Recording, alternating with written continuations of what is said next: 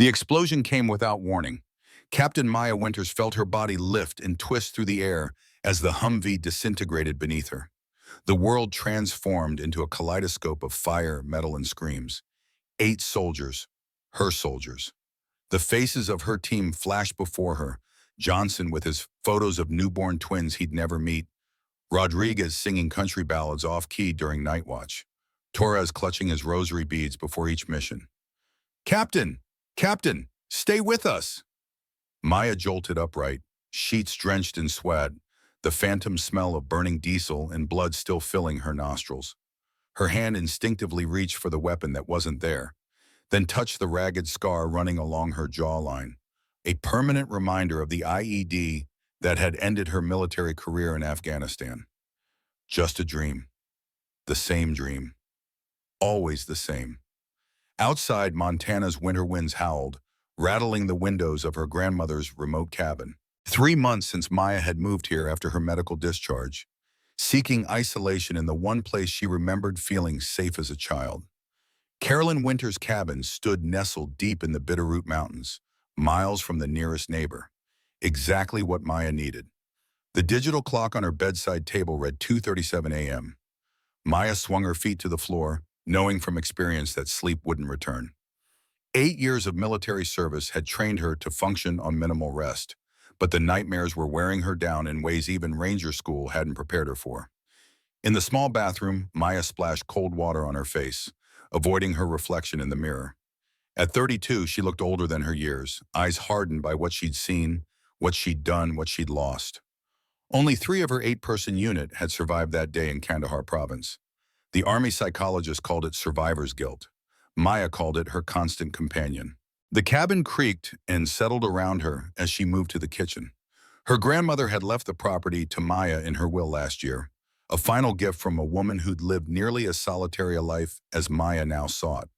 Carolyn Winter had been a mystery in many ways, stern and private, speaking little of her past. Maya lit the wood stove and put on a kettle for tea. Sleep was a lost cause now. As the water heated, she noticed her grandmother's old chest of drawers in the corner, still mostly unexplored since Maya's arrival. Perhaps tonight's darkness could be filled with something other than memories. The top drawer contained practical items, maps of the surrounding wilderness, compass, binoculars, field guides to local flora and fauna. The second drawer held Caroline's personal effects, reading glasses, letters from colleagues, photographs of research expeditions. It was the bottom drawer that caught Maya's attention, a leather-bound journal with yellowed pages and a university seal embossed on its cover. Opening it revealed meticulous notes on wolf behavior, written in Caroline's precise handwriting. Maya hadn't known her grandmother was a wildlife biologist, though it explained the collection of scientific texts on the bookshelf. The journal documented years of field observations, focusing particularly on an unusual pack that roamed these mountains. Subject G7 demonstrates remarkable problem-solving abilities. One entry read, shows capacity for complex tool use unprecedented in canids. DNA analysis pending, but preliminary results suggest genetic anomalies consistent with program TW parameters. Maya flipped through more pages, finding references to something called Project Timberwolf and notations about government funding that had been abruptly terminated in 1973. Tucked between the pages was a faded photograph, a younger Caroline standing beside a tall man in military dress uniform. They were smiling, her grandmother's expression more joyful than Maya had ever witnessed in person. The back of the photo bore a simple inscription, Caroline and Samuel, June 1968. The sudden violent rattling of the cabin door jarred Maya from her reading. She froze, listening intently. It wasn't the wind. The sound was too deliberate, too desperate. Someone or something was trying to get in. Military instincts taking over, Maya reached for the tactical knife she kept nearby, moving silently toward the door. The scratching continued, growing weaker with each moment. Through the window, the porch light revealed nothing but swirling snow. Maya took a steadying breath, positioned her knife defensively, and cracked open the door. A mass of bloodied white and gray fur collapsed inward as the door swung open. Maya stepped back, knife raised, before recognizing the form of a large husky dog.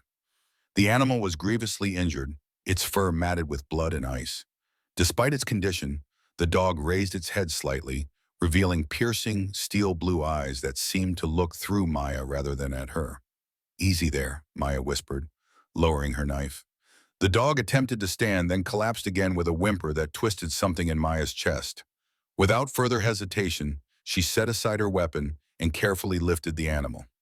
It was shockingly light for its size, dehydrated and likely starving.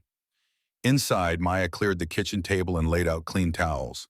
Her combat medical training took over. Assess, stabilize, treat.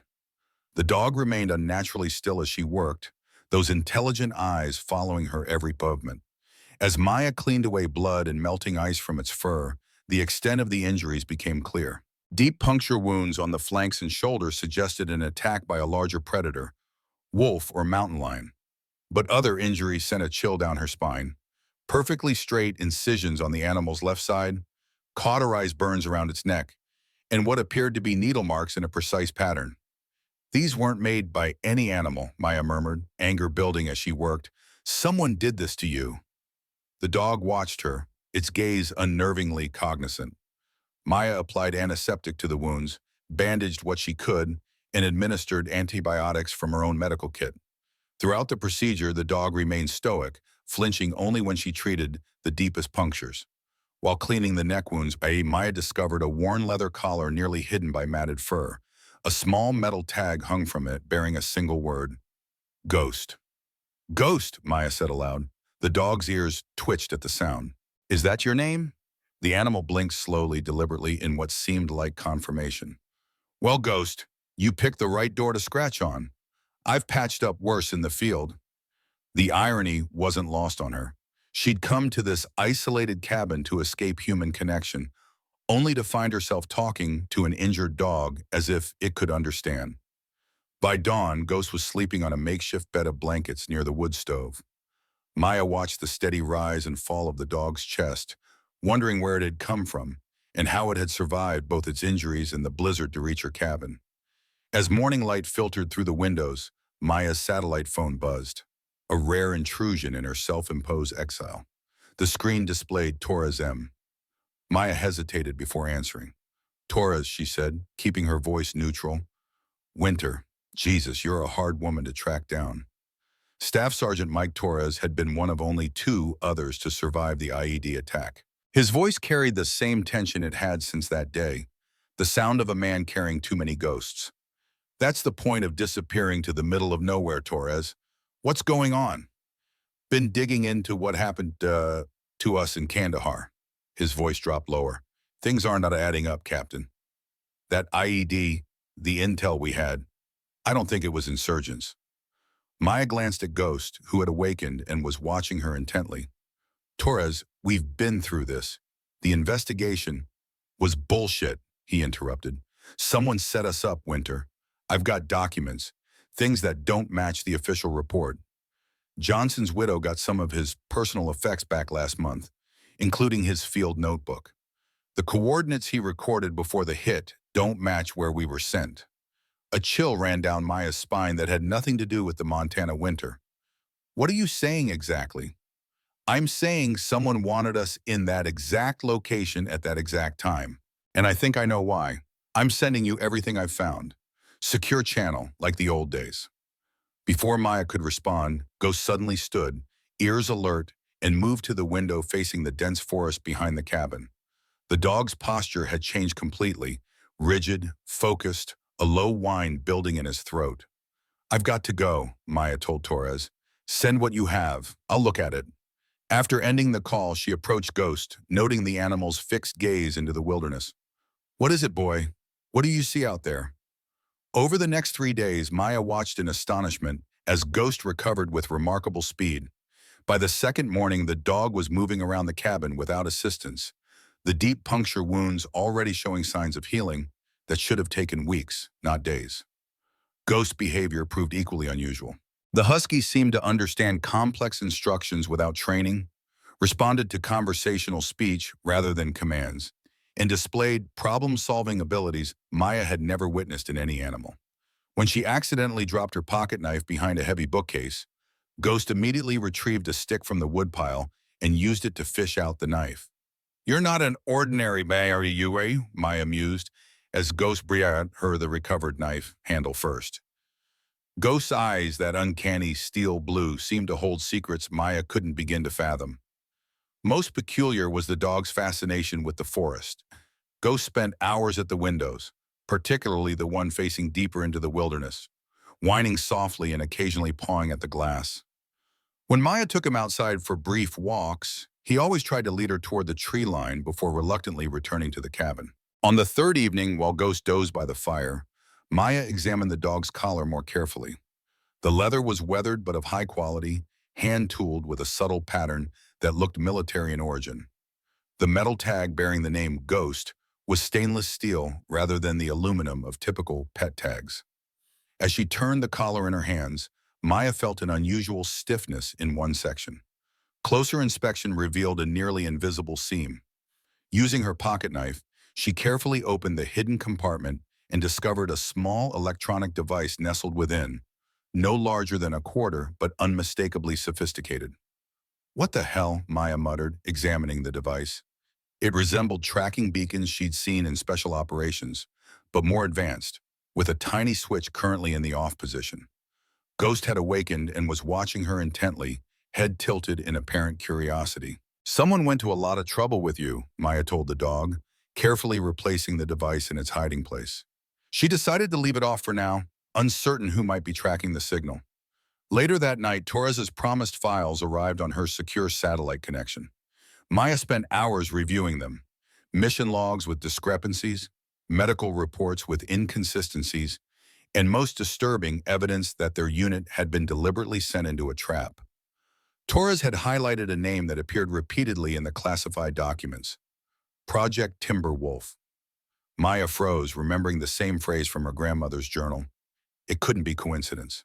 She returned to Caroline's bottom drawer, retrieving the journal and several folders she hadn't yet examined. One contained topographical maps of the surrounding wilderness, with locations carefully marked and annotated with dates spanning decades. A section approximately 2 hours' hike from the cabin was circled in red, with SE 1968 to 1973 written beside it in Caroline's precise handwriting. Maya's search was interrupted by a plaintive whine. Ghost stood at the cabin door, posture rigid with urgency, looking back at Maya and then at the door in an unmistakable request. "You need to go out?" Ghost barked once, the first vocal sound Maya had heard from him since his arrival. She opened the door, expecting Ghost to relieve himself nearby, as he had on previous occasions. Instead, the dog bounded into the snow, stopping at the edge of the tree line, then looking back expectantly. "Not tonight, boy," Maya called. "It's freezing out there." Ghost remained at the forest edge, whining with increasing desperation. When Maya tried to coax him back inside, he retreated further, only to return when she gave up and headed back to the cabin. This pattern repeated over the next 2 days, Ghost becoming increasingly agitated, attempting to lead Maya into the forest, growing more insistent with each passing hour. Simultaneously, Maya dove deeper into Caroline's research, discovering increasingly strange observations about wolves with unusual cognitive abilities and references to genetic experiments conducted during the Vietnam era. On the 5th morning since Ghost's arrival, Maya was awakened by her satellite phone. Torres again. "Winter, you've seen what I sent?" His voice was tight, wary. "Yes, it's disturbing. It gets worse. I've been followed for the past week. Someone searched my apartment yesterday while I was out. Winter, whatever happened to us in Kandahar, it's connected to something bigger. Something old." "Project Timberwolf?" Maya asked. A long pause. "How do you know that name?" "My grandmother's research. She was studying wolves in these mountains, mentioned the project in her journals from the late 60s and early 70s. "Jesus Christ," Torres whispered. "Winter, listen to me. Be careful. I think—" The line went dead. Maya tried calling back several times without success. As she lowered the phone, she noticed Ghost standing by the door, more determined than ever, a low whine building in his throat. "He knows something," Maya realized. "You're trying to show me something out there, aren't you?" Ghost's ears perked forward, his entire body tensing with anticipation. Maya made her decision. "Okay, boy, tomorrow at first light, we go." That night, Maya prepared methodically, military training overriding any hesitation. She packed a small backpack with emergency supplies, first aid kit, protein bars, water purification tablets, fire starter, emergency blanket, compass, knife, and flashlight. She dressed in thermal layers and waterproof outer gear, loaded her hunting rifle, and secured additional ammunition. As dawn broke over the mountains, painting the snow-covered landscape in pink and gold, Maya secured the cabin and turned to Ghost, who stood alert and eager at the tree line. "Lead the way," she said. Ghost moved into the forest with surprising speed and confidence, occasionally looking back to ensure Maya followed. Despite his recent injuries, the dog navigated the difficult terrain effortlessly, choosing paths that avoided the deepest snow. Maya maintained her situational awareness as they traveled, marking their trail and noting landmarks. An hour into their journey, she noticed something unusual: 3 parallel scratches on a tree trunk, too uniform to be natural. "Someone made these," she murmured, tracing the marks with her gloved finger. Ghost barked softly, continuing along what Maya now recognized as a deliberately marked trail. Every quarter-mile or so, another tree bore the same 3-line marking, creating a path invisible to casual observers, but clear to those who knew what to look for. The morning sun climbed higher as they descended into a narrow valley, Ghost maintaining a steady pace. 2 hours into their hike, they crossed a frozen stream, and Maya spotted unusual tracks in the snow, too large for a wolf, with an odd gait pattern she couldn't identify. Shortly afterward, Ghost suddenly froze, hackles rising, a low growl building in his throat. Maya immediately dropped into a defensive crouch, rifle ready, scanning their surroundings for threats. Ghost wasn't looking at movement, but at something partially buried in the snow ahead. Maya approached cautiously, keeping Ghost behind her. The body of a man lay in a small clearing, partially covered by fresh snowfall. He wore expensive hunting gear, a high-powered rifle still clutched in frozen hands. From the condition of the body, Maya estimated he had been dead for 2 to 3 days. The cause of death was apparent: massive trauma to the throat and chest, consistent with a large predator attack. But something wasn't right. The spacing and pattern of the wounds didn't match any predator Maya knew, and there were the same surgical-like cuts she had seen on Ghost. Searching the man's pockets, Maya found identification: Frank Delgado, 53, from Bozeman. A hunting license and guide's permit indicated he was legally in the area, though the permit was for regions several miles south. "What were you doing all the way out here alone?" Maya wondered aloud. As she examined the body more closely, Maya discovered a small notebook in an inside pocket. The pages contained cryptic notations about animal movements, grid coordinates, and repeated references to TW specimens and night activity in Sector 7. Ghost suddenly tensed again, head swiveling toward the dense forest to their east. Before Maya could react, the dog took off at full speed, disappearing among the trees. "Ghost!" Maya called, but the dog was already gone. Marking Delgado's location on her GPS to report later, Maya followed Ghost's tracks through increasingly rough terrain. The dog moved with purpose, following what appeared to be an invisible trail only he could detect. After 20 minutes of difficult hiking, Maya reached the edge of a steep ridge. Ghost stood waiting, staring down into the small valley below. Following his gaze, Maya saw thin wisps of smoke rising from among the trees. Someone was down there. Maya moved beside Ghost, dropping to her stomach at the ridge edge to maintain a low profile. Using her binoculars, she scanned the valley floor until she located the source of the smoke: a dilapidated cabin nearly invisible under snow and overgrowth, tucked against the base of the opposite slope. "Is that where you're trying to take me?" she whispered to Ghost. The dog whined softly, pressing against her leg with unmistakable urgency. Maya studied the cabin and its surroundings carefully. No footprints disturbed the snow around the structure, suggesting either no one had left recently or fresh snowfall had covered their tracks. The building itself was in poor condition. Wooden walls weathered gray, one window boarded over, the small porch sagging beneath accumulated snow.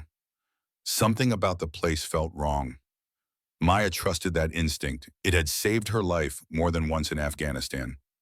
"We need to approach carefully," she told Ghost, who seemed to understand perfectly. They descended the ridge cautiously, using the tree line for cover. As they drew closer to the cabin, Ghost's behavior changed dramatically. His ears were forward, tail wagging tentatively, but Maya also noted the tension in his body, anticipation mixed with what appeared to be apprehension. "You know this place," she realized, crouching beside the dog. Ghost whined softly, pressing against her leg before taking several tentative steps toward the cabin. They circled the structure from a distance, Maya scanning for any signs of threat or surveillance.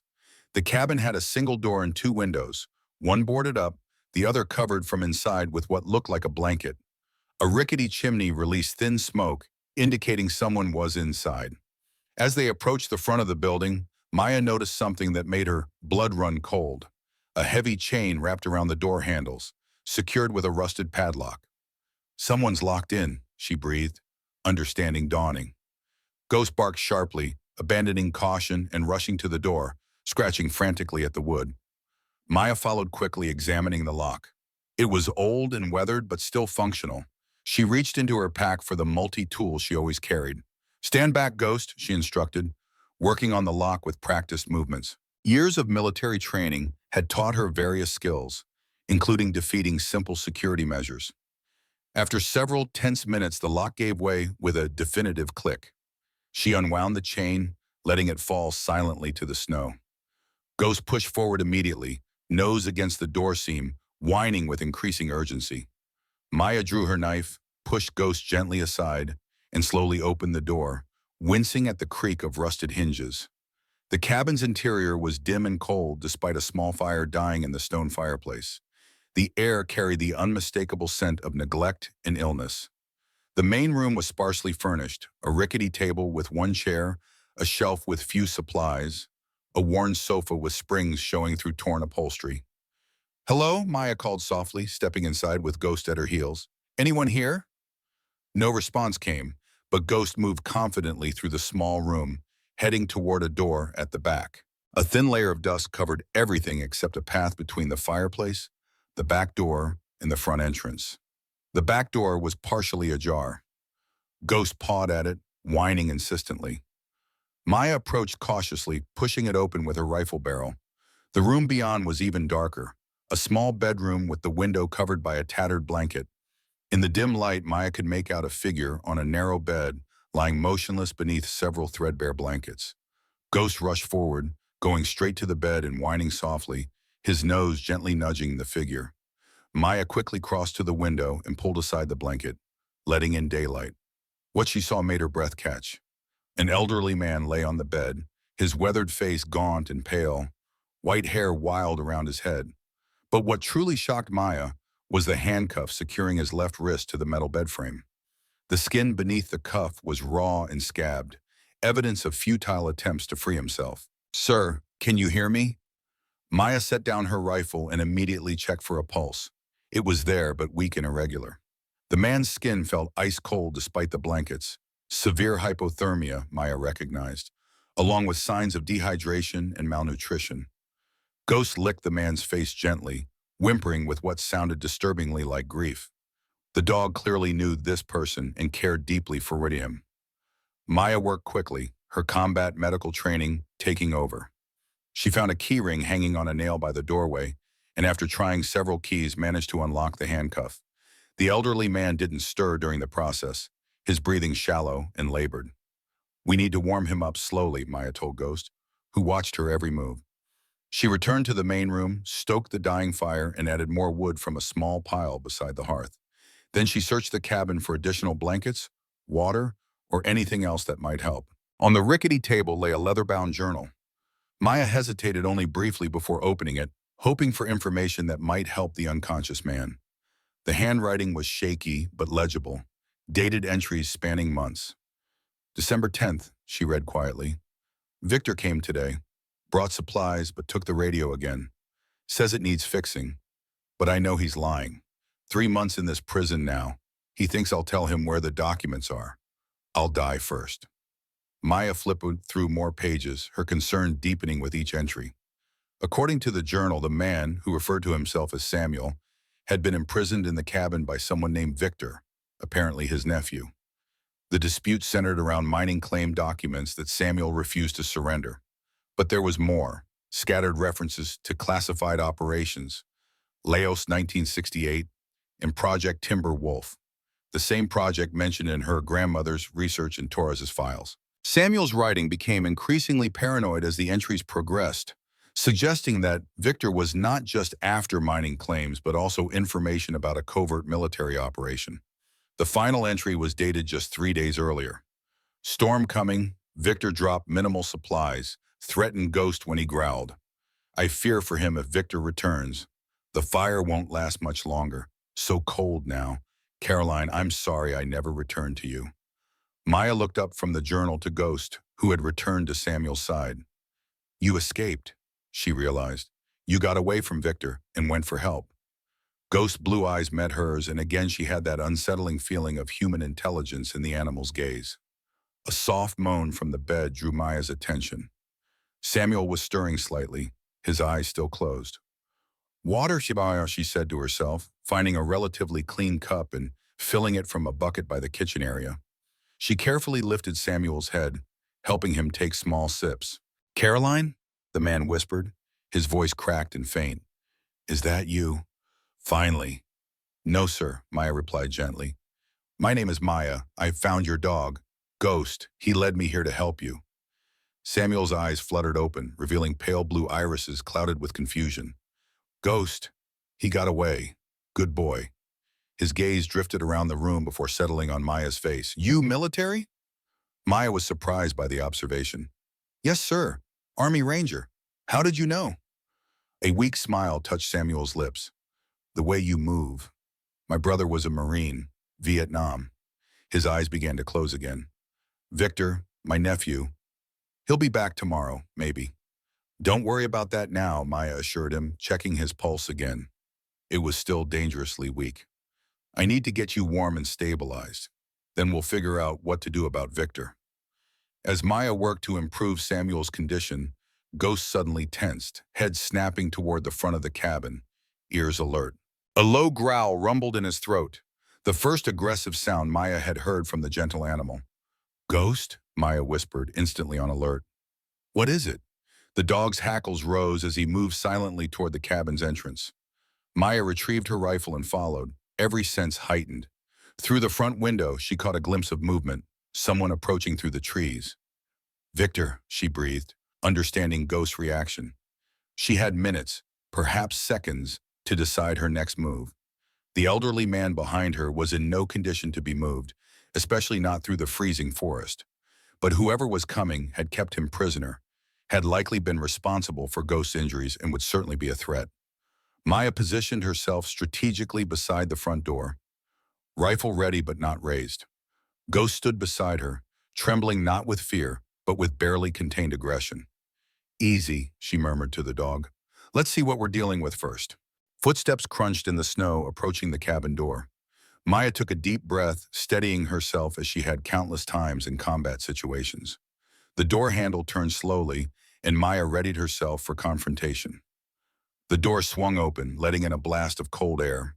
A middle-aged man stepped inside, stamping snow from his boots. He wore expensive-looking winter gear and carried a small pack, his bearded face ruddy from the cold. He hadn't noticed Maya yet, his attention on removing his gloves. The moment his scent filled the cabin, Ghost's restraint vanished. The husky lunged forward with a ferocious snarl, teeth bared. The man recoiled in shock, stumbling backward. Ghost! He exclaimed, genuine surprise in his voice. How the hell? I wouldn't move if I were you, Maya interrupted, stepping into view with her rifle held at low ready. The dog seems to have strong opinions about you. The man froze, his eyes darting between Maya, the growling husky, and the rifle. Who are you? He demanded, attempting to sound authoritative despite his obvious alarm. What are you doing in my cabin? Your cabin? Maya kept her voice neutral, watching his reactions carefully. According to the man handcuffed to the bed back there, that might be debatable. A series of emotions crossed the man's face. Surprise, calculation, then a mask of concern. My uncle? He asked, his tone shifting to worry. You found him? Thank God. I've been so worried. He wandered off during the last storm. He has dementia, gets confused easily. Maya didn't lower her rifle. Dementia patients don't usually need to be handcuffed to their beds. The man, Victor she presumed, sighed heavily as if dealing with a misunderstanding. Look, I don't know what he's told you, but my uncle has episodes. He becomes violent, might hurt himself. The restraint is for his own safety. Ghost growling intensified, taking a step toward Victor, who edged back toward the door. Call off your dog, Victor said, a hint of fear breaking through his composed facade. He's not my dog, Maya replied calmly. He's your uncle's dog, from what I gather. And he seems to have a pretty clear memory of how he got those injuries. Victor's eyes narrowed slightly. I don't know what you're talking about. The cuts and burns on Ghost weren't from wildlife, Maya said, her finger resting alongside the rifle's trigger guard, not on the trigger itself. Disciplined, but ready. Someone tortured him recently. Victor raised his hands in a placating gesture. Look, I don't know who you are or what you think is happening here, but you've got it all wrong. My Uncle Samuel is a sick man who needs care and medication. I come up here every few days to check on him, bring supplies. Whatever he's told you is part of his delusions. He hasn't told me much, Maya admitted, but his journal has been quite informative. Victor's expression tightened imperceptibly. Journal? He's always writing nonsense. Part of his condition. Maya decided to push. The mining claim documents seem pretty specific for a delusion. So does Project Timberwolf. Victor's carefully constructed facade cracked. His eyes hardened, and he dropped the concerned nephew act entirely. You have no idea what you're involved in, he said coldly. This is a family matter. Why don't you just leave now? Forget what you've seen, and I'll take care of my uncle. The way you've been taking care of him so far? Maya challenged. He's suffering from severe hypothermia, malnutrition, and the physical effects of being restrained against his will. As for leaving, that's not happening. Victor's hand moved slowly toward his jacket pocket. I really think you should reconsider. Maya raised her rifle slightly, a clear warning. Don't. But Victor was already pulling a pistol from his pocket. Maya reacted instantly, her military training taking over. She surged forward, using the rifle barrel to knock his arm upward as the pistol discharged, the bullet splintering the cabin's wooden ceiling. In the same fluid motion, she drove her shoulder into his chest, slamming him against the doorframe.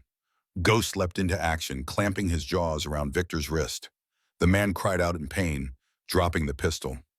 Maya kicked it across the floor, then used her rifle as a barrier, pressing the barrel horizontally against Victor's throat to pin him to the wall. Ghost, enough, she commanded, and surprisingly the dog released his grip, though he remained vigilantly at Maya's side, hackles raised. You've just made a terrible mistake, Victor spat, blood dripping from the puncture wounds in his wrist. I don't think so, Maya replied coolly. Now here's what's going to happen. You're going to sit down and explain exactly what's going on here. Why you've imprisoned your uncle, what these mining documents are, and why they're worth torturing an old man and his dog over. Victor glared but said nothing.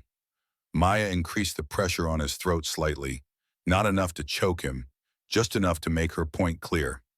Fine, he finally grunted. The chair. I'll talk. Maya backed away cautiously, keeping the rifle trained on him as he moved to the single chair by the table. Ghost positioned himself between Victor and the bedroom door, a living barrier protecting Samuel. Start talking, Maya ordered, remaining standing. Victor dabbed at his bleeding wrist with a handkerchief, his eyes cold with calculation. My uncle has something that belongs to my family, documents proving ownership of mining claims in these mountains. Gold was discovered on the property decades ago, but the mine was thought to be played out. New technology has revealed there's at least $20 million of accessible gold still there. And let me guess, you want it all for yourself? Maya surmised. Victor's mouth twisted. It's my birthright. My father was the one who developed the property, who built the original mining operation. Samuel was just a silent partner who contributed nothing but initial capital.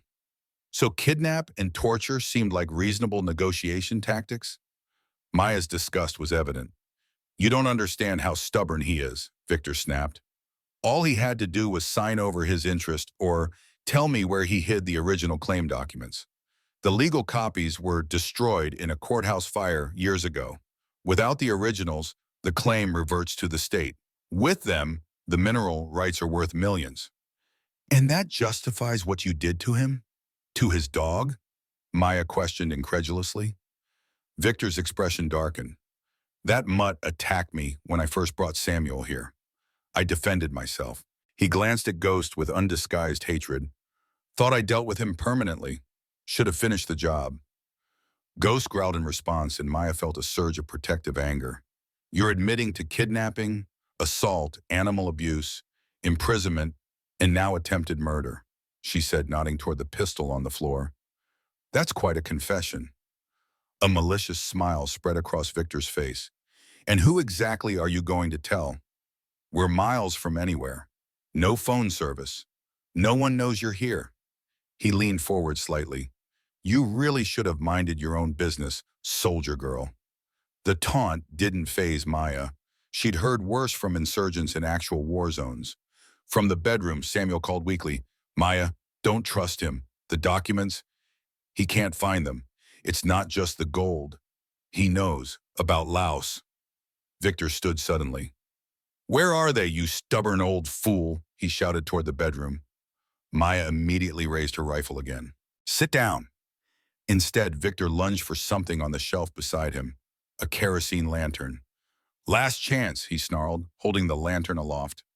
Let me talk to my uncle alone, or I burn this place to the ground with all of us in it. You're bluffing, Maya said, but uncertainty crept in. The man's eyes held the desperate gleam of someone with nothing to lose. Try me, Victor challenged, producing a lighter from his pocket. What happened next unfolded in seconds. Victor flicked the lighter, and Maya moved to disarm him.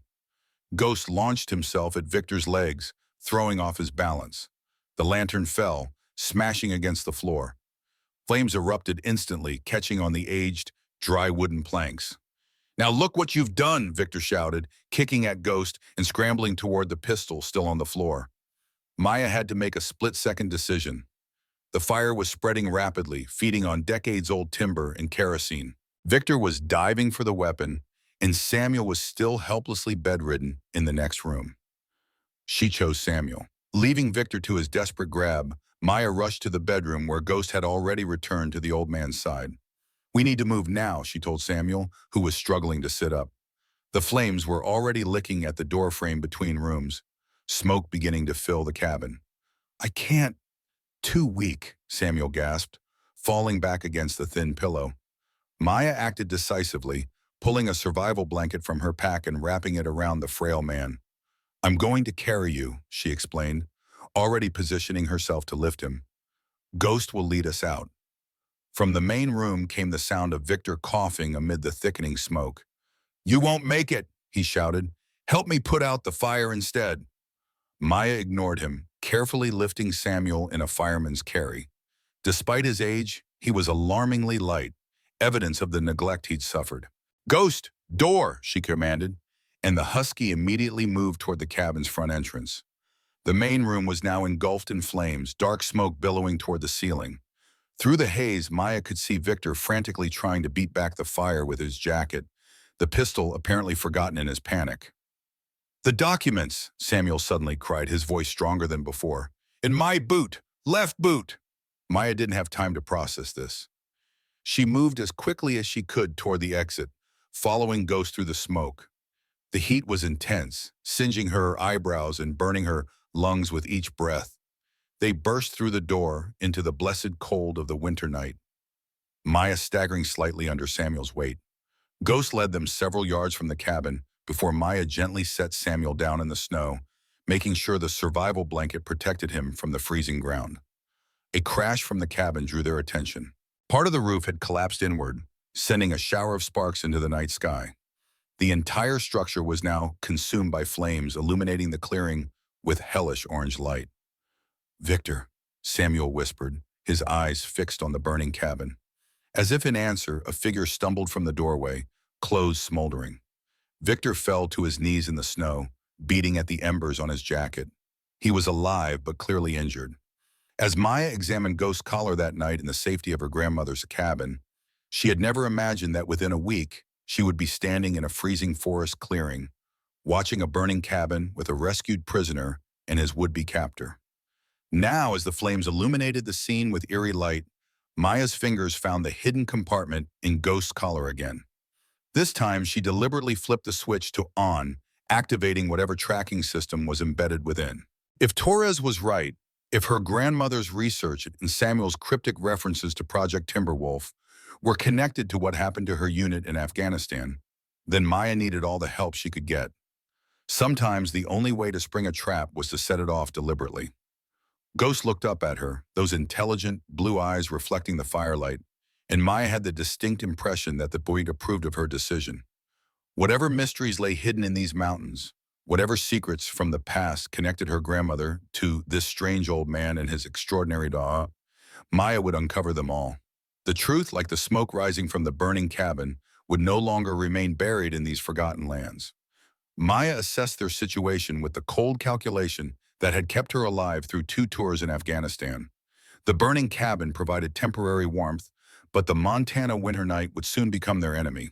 Samuel was in no condition to travel far, and Victor, though injured, remained a potential threat. "We need shelter," she muttered, scanning the clearing. Ghost whined softly, then trotted toward the edge of the clearing opposite the path they'd originally taken. He stopped, looking back expectantly. "Woodshed," Samuel whispered through cracked lips. "Behind cabin. Ghost knows." Maya couldn't leave Victor to freeze despite his actions, but she couldn't trust him either. The solution presented itself in the form of the handcuffs that had recently imprisoned Samuel, still in her pocket after freeing the old man. "Don't move," she ordered Victor, retrieving her rifle. She approached cautiously, weapon raised. Victor clutched his burned arm, hatred burning in his eyes. "You can't leave me here." "I'm not going to," Maya replied, producing the handcuffs. "But I'm not taking chances either. Hands behind that tree." After a moment's hesitation, Victor complied, positioning himself with his back to a young pine. Maya secured him quickly, checking that the cuffs weren't tight enough to cut off circulation, but were secure enough to prevent escape. "Fitting, isn't it?" she remarked coldly. "Now you know how your uncle felt." Returning to Samuel, she carefully lifted him again. "Ghost, lead the way." The husky trotted confidently along the edge of the clearing, following a faint path nearly hidden by undergrowth. About 50 yards from the burning cabin stood a small structure, a rough-hewn woodshed with stone foundation and timber walls. It wasn't much, but it would provide crucial shelter from the elements.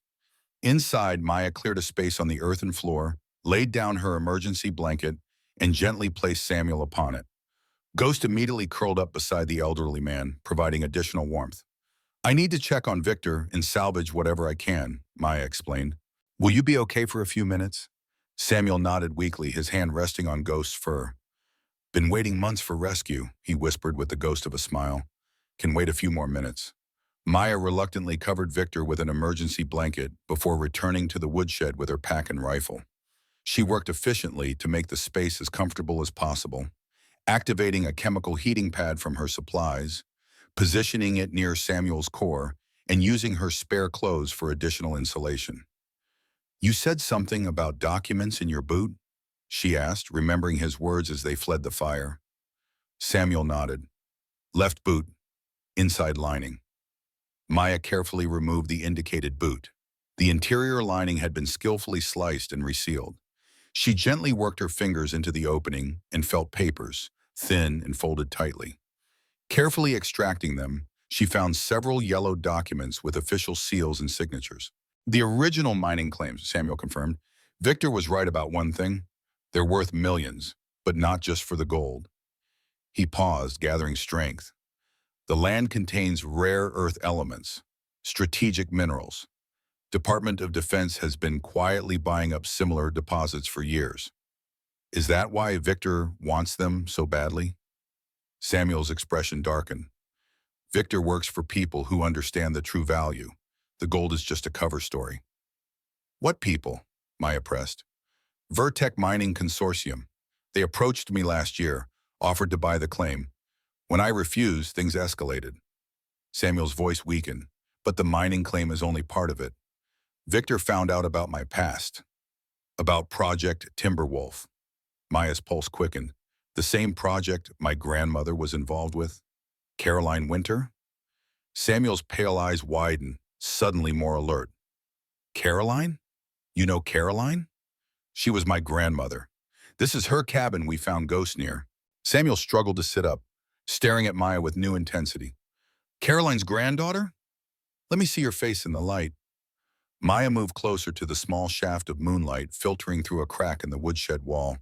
Samuel studied her features with trembling hands. The eyes, he whispered. You have her eyes. My grandmother died last year, Maya said gently. She left me her cabin in the mountains. I never knew she was connected to any military research. Samuel sank back, a mixture of grief and wonder on his weathered face. Caroline was the project's lead biologist. Brilliant woman. He paused, emotion overwhelming him. We were engaged to be married before I was deployed to Southeast Asia in 1968. Maya felt as if the ground had shifted beneath her. Engaged? She never mentioned you. She thought I was dead. They all did. Samuel's voice took on a distant quality. Special operations in Laos. Officially, we were never there. My team was captured. I was reported killed in action, but I survived in a prison camp for 5 years. By the time I made it home in '73, Carolyn was gone. The project was shut down. Everyone scattered. Maya tried to process this revelation. Her stern, solitary grandmother had once been engaged to this man, had believed him dead for decades. It explains so much about Caroline, her isolation, her dedication to research that now seemed less about wolves and more about something far more mysterious. Project Timberwolf, Maya said. What exactly was it? Samuel's eyes drifted to Ghost, who watched them both attentively. Military working dogs have been used for centuries, but in the '60s, someone asked a question. What if we could create something better? Not just trained animals, but enhanced ones. Canines with heightened intelligence, communication abilities, problem-solving skills. Genetic engineering, Maya realized, before it was even a mainstream science. Samuel nodded. The program had 2 tracks, selective breeding from exceptional specimens and more experimental approaches. Caroline led the behavioral research while monitoring the genetic work. He reached out to stroke Ghost's head. Ghost is a descendant of those original research subjects, a very special descendant. That explains his unusual abilities, Maya said, observing how the dog seemed to follow their conversation. But what does this have to do with Victor and the mining claim? The program created something unexpected, Samuel said, his voice dropping lower. The enhanced canines developed abilities beyond our wildest expectations. Empathic connection, advanced problem solving, even rudimentary communication. The military wanted weapons. What they got were sentient beings. And that's why it was shut down? Officially, budget cuts. Unofficially, ethical concerns. Some of us believed these animals deserved rights, protection. Others saw only military applications. Samuel's breathing became labored. I documented everything, the research, the results, the ethical breaches. Those records, combined with evidence of what really happened in Laos, would be extremely damaging to certain people still in power. And Victor knows about these records? He found references in my personal papers. The mining claim in these records, together they're why he's kept me prisoner. His employers want both. A sound from outside interrupted them, the distant howl of what might have been a wolf, but with an unusual cadence that raised the hair on Maya's neck. Ghost immediately tensed, ears forward, a low whine building in his throat. What is that? Maya whispered, reaching for her rifle. They're still out there, Samuel murmured. The program never truly ended. It just went underground. Maya moved to the woodshed door, peering through a crack into the night. The burning cabin had collapsed into a smoldering heap, providing little light now. The forest beyond was pitch black, but she sensed movement at its edges, shadows sliding between trees, too deliberate to be wildlife. We're being watched, she realized. Ghost moved beside her, hackles raised but not growling. His posture conveyed alertness rather than fear. They won't approach while Ghost is with us, Samuel said. They recognize him as different. Who are they? Project Offspring gone feral. Some escaped during the program's hasty shutdown. They've been breeding in these mountains for generations. Caroline was tracking them, studying them. They're why she came back here. Maya thought of the hunter's body they'd discovered, the unusual tracks, the wounds that matched no known predator. They killed that hunter we found. They protect their territory, Samuel said, and they're far more intelligent than ordinary wolves. The implications were staggering. For decades, these enhanced animals had lived secretly in the wilderness surrounding her grandmother's cabin.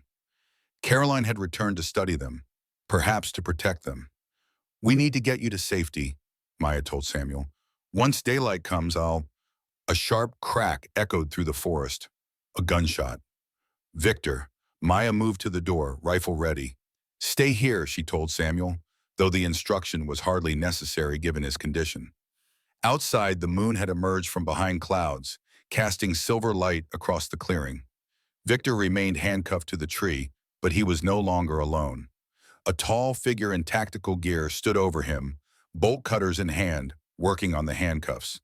Two more armed individuals secured the perimeter, their movements professional, military. Maya ducked back inside. "We've got company, 3 armed operatives extracting Victor." Samuel's expression turned desperate. "Vertex security. If they find us—" Maya quickly assessed their options. The woodshed had only one entrance. They were outnumbered and outgunned. Samuel couldn't move quickly, and any firefight would endanger him further. "Ghost," she whispered urgently, kneeling beside the dog. "I need your help." The husky's eyes locked onto hers, attentive and aware. Maya removed the tracking device from Ghost's collar. "I'm going to create a diversion. When I do, I need you to run. Get as far away as possible. Find help." Ghost whined softly, clearly reluctant to leave them. "He understands you," Samuel said quietly, "but he won't abandon us." "He has to," Maya insisted. "It's our only chance." She activated the tracking beacon, then retrieved a small flare from her pack, one of her emergency supplies. Her plan was desperate, but might buy them time. "When I throw the flare, Ghost runs north. I'll hold them off as long as I can." Ghost watched her intently, then did something that sent chills down Maya's spine. He deliberately touched his nose to the tracking device, then to Samuel, then to Maya, as if indicating a connection between them. "Smart boy," Samuel murmured, "always one step ahead." Maya moved to the door again, peering out. Victor was free now, rubbing his wrists as he spoke urgently to the tactical team leader. He pointed toward the woodshed, his expression vengeful even from this distance. "They know we're here," Maya whispered. "Ghost, get ready." She counted silently to 3, then threw open the door, launching the flare high into the night sky. The clearing erupted in blinding red light as she fired 2 quick shots over the heads of the tactical team, forcing them to dive for cover. "Go, Ghost! Run!" she shouted. The husky burst from the woodshed, but instead of fleeing north as instructed, he charged directly at the armed men, a white blur in the crimson glow. The unexpected attack created momentary chaos. Ghost didn't bite or engage. He dashed between them, drawing fire and attention, then disappeared into the trees with the tracking device. Maya used the distraction to barricade the woodshed door with a stack of firewood, creating a makeshift defensive position. Through cracks in the timber walls, she saw the tactical team regrouping. Weapons trained on the shed. "U.S. Army Ranger," she shouted. "I am armed and have a wounded civilian. Stand down." Victor's voice carried across the clearing. "She kidnapped my uncle. The old man needs medical attention." "You're lying," Maya called back. "You kept him prisoner for months." The tactical team leader stepped forward, his face obscured by a balaclava. "We're here to help an elderly man with dementia. Come out with your hands up, and no one gets hurt." Maya turned to Samuel. "They're going to try to take you." "I won't go back," the old man said with sudden strength.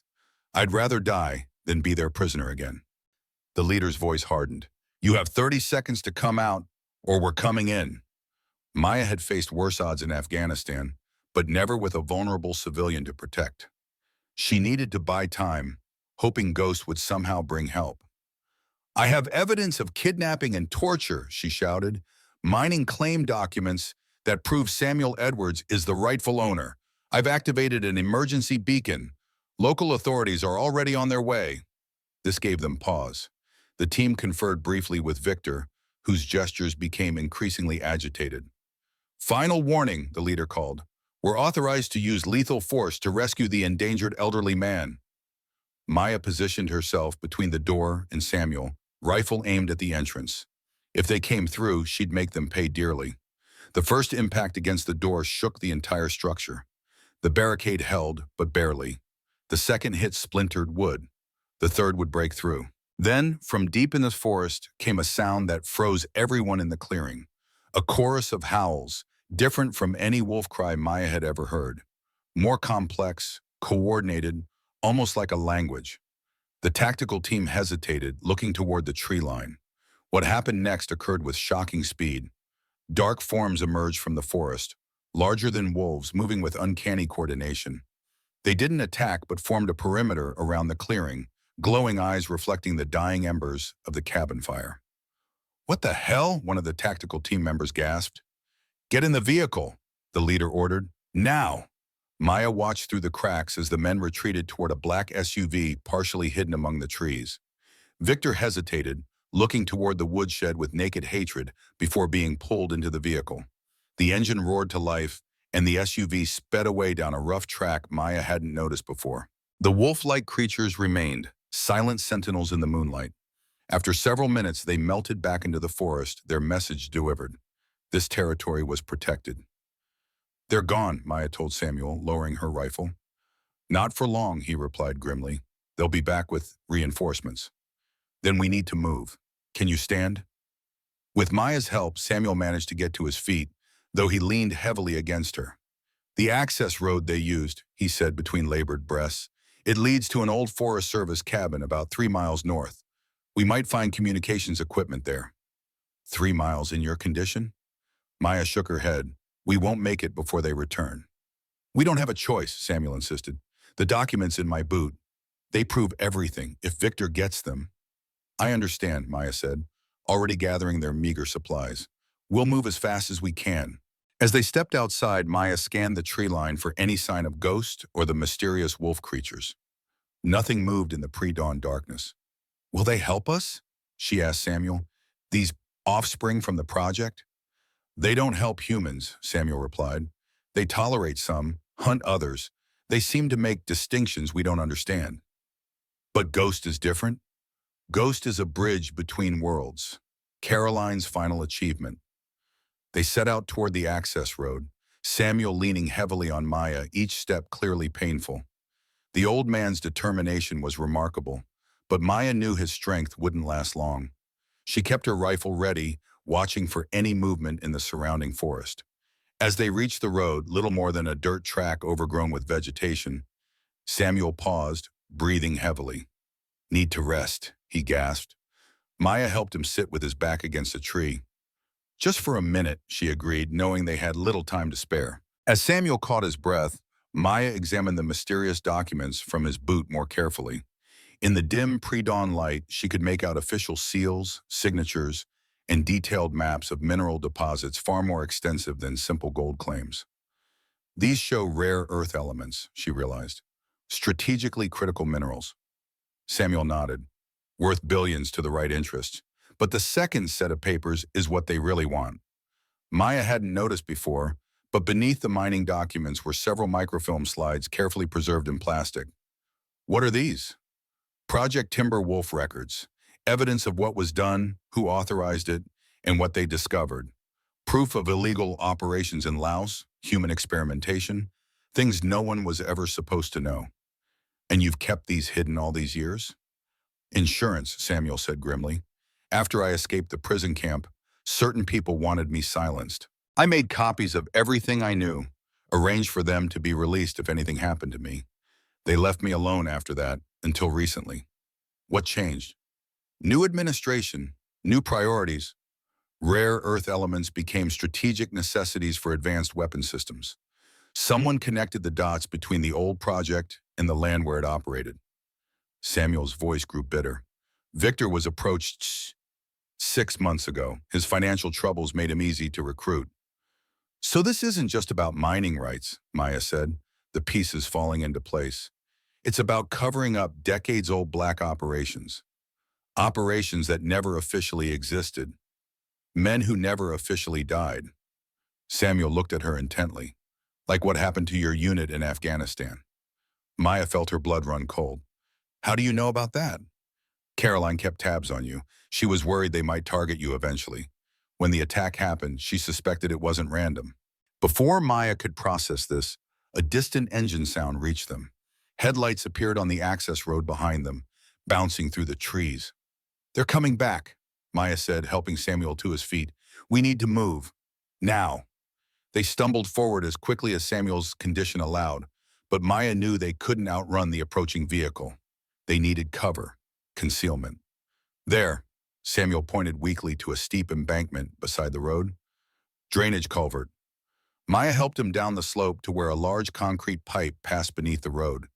It was just big enough for them to crawl inside, though the space was tight and damp. "Stay absolutely still," Maya whispered as the SUV approached. The vehicle slowed near their position, headlights sweeping the road. Maya held her breath, one hand over Samuel's mouth to quiet his labored breathing. The SUV stopped directly above them. Doors opened. Footsteps on the gravel above. "Tracks lead this way," a man's voice reported. "Recent. They can't be far." "Find them," Victor's voice commanded. "The old man won't last long in this cold. The woman is the real threat. Military trained, well armed. Shoot if necessary, but I want those documents intact." More footsteps as the team spread out, searching the roadside. Maya's hand tightened on her rifle. If they were discovered, she'd have seconds to act. The close quarters of the culvert would limit her options severely. A flashlight beam probed the entrance of the culvert, not quite reaching their position deeper inside. Maya tensed, preparing to fire. Then, from somewhere far in the forest, came a single distinctive howl. The beam of light jerked away from the culvert entrance. "What was that?" someone asked. "Just a wolf," another voice replied, though with obvious uncertainty. "There are no wolves in this area," Victor snapped. "Keep searching." The howl came again, joined by others. The same eerie, complex chorus they'd heard earlier. Closer now, surrounding them. "Sir, we should return to the vehicle," a voice urged. "Whatever those are." "Find them," Victor shouted. "Now!" The flashlight returned to the culvert entrance, and this time probed deeper. Maya saw boots approaching, heard the metallic sound of a weapon being readied. A sudden snarl ripped through the night, followed by a scream. Gunfire erupted above them, controlled bursts at first, then panicked, continuous fire. "Fall back," someone yelled. "To the vehicle!" More gunfire, more screams. The sound of running feet, a door slamming, an engine roaring to life. The SUV accelerated hard, tires spinning on the gravel, then receded into the distance. Maya waited several minutes, listening intently. Nothing moved outside the culvert. No sounds except the wind through the trees and Samuel's ragged breathing. "I think they're gone," she whispered. "The pack drove them off," Samuel confirmed. "But we can't stay here." Maya helped him out of the culvert, both of them soaked and shivering from the damp conditions. The eastern sky had begun to lighten, dawn approaching. In the gray half-light, Maya saw something that made her stomach clench. Dark stains on the gravel road. Blood. Someone was hurt, she observed. Badly. "The pack protects its territory," Samuel said, "and anyone under ghost protection."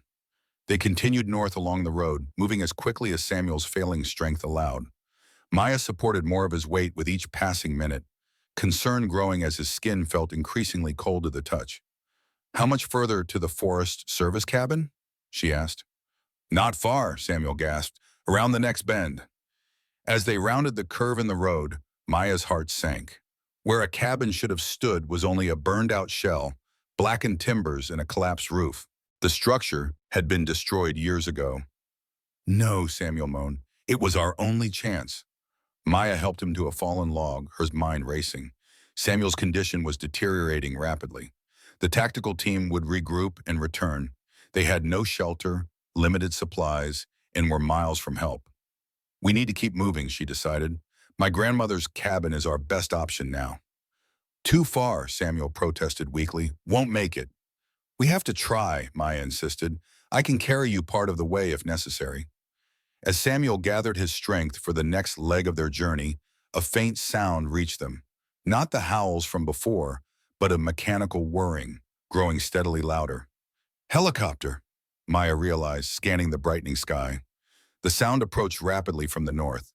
Within minutes, a black helicopter appeared over the treetops, searchlight sweeping the forest below. "Vertec," Samuel whispered. "They've called in air support." Maya pulled Samuel into the cover of the trees, but knew their tracks in the mud and snow would be easy to spot from the air. The helicopter circled once, then hovered directly over the burned-out cabin site. "They've found us," Maya said grimly, readying her rifle, though she knew it would be useless against an aircraft. The helicopter descended into a small clearing beside the ruined cabin. As the rotor slowed, Maya saw it wasn't a military or private security craft as she'd feared. It bore the distinctive markings of Montana Search and Rescue. "Search and rescue?" she whispered in confusion. "How would they know to look for us?" The answer emerged from the helicopter before it had fully settled. A white blur that resolved into Ghost, bounding across the clearing toward them. Behind him came rescue personnel in bright orange jackets. "Ghost," Samuel breathed, tears forming in his eyes. He found help. The husky reached them, frantically licking Samuel's face before turning to Maya with what could only be described as triumph in those intelligent blue eyes. "The tracking device," Maya realized. "You activated it." One of the rescue team approached, hands raised to show he wasn't a threat. "Captain Winters? Maya Winters?" Maya kept her rifle lowered but ready. "Who's asking?" "Montana Search and Rescue. We received an emergency beacon signal registered to Caroline Winter." The man gestured to Ghost. "Then this dog led us straight to you. Most extraordinary thing I've ever seen." Maya felt relief wash over her, though caution remained. This man needs immediate medical attention. Hypothermia, malnutrition, possible pneumonia developing. The rescue team moved efficiently, checking Samuel's vital signs before carefully transferring him to a stretcher. Ghost stayed glued to his side, refusing to be separated even as they loaded him into the helicopter. "There are armed men in the area," Maya warned the team leader. "Private security forces. They've already fired on us once." The leader nodded grimly. "Sheriff's Department has been notified. They're sending deputies to the area." He glanced at her rifle. "Military?" "Army Ranger," Maya confirmed. "Medical discharge." "That explains a lot," he said. "Your friend here is in bad shape. We need to get him to the hospital immediately." As they secured Samuel in the helicopter, Maya retrieved the mining documents and microfilm from her pocket. "These need to be protected. They're evidence of criminal activity." The team leader looked uncomfortable. "That's outside our jurisdiction. Ma'am, you should give those to the sheriff when we land." Maya nodded, though she had no intention of letting the documents out of her sight until she understood exactly who could be trusted. As the helicopter lifted off, Maya sat beside Samuel, holding his hand. Ghost wedged himself between them, head resting on Samuel's chest. "Thank you," the old man whispered, barely audible over the rotor noise. "Caroline would be proud of you." Maya felt a surge of emotion at the mention of her grandmother. "I wish I had known the truth about her, about you. She protected you the only way she knew how, by keeping you separate from the danger." Samuel's eyes drifted closed, exhaustion claiming him. Maya turned her attention to Ghost, who watched her with those uncanny, intelligent eyes. "You planned this all along, didn't you? Finding me at the cabin, leading me to Samuel." Ghost blinked slowly, deliberately, in what seemed remarkably like confirmation. As the helicopter banked towards civilization, Maya's mind raced with questions. The connection between her grandmother's research and Samuel's imprisonment. The link between Project Timberwolf and what had happened to her unit in Afghanistan. The extraordinary abilities of Ghost and the feral pack that had saved them. Most of all, she wondered about Caroline Winter, the woman she thought she'd known, who had harbored so many secrets. A woman who had lost her fiancé to war, dedicated her life to remarkable research, and somehow anticipated that her granddaughter would one day need to uncover the truth. The hospital in Missoula was a blur of activity. Samuel was whisked away to the intensive care unit, medical staff shouting terms like severe hypothermia and respiratory distress. Despite Maya's protests, Ghost was initially barred from entering the hospital until a doctor recognized the dog's extraordinary attachment to Samuel and made an exception for a service animal.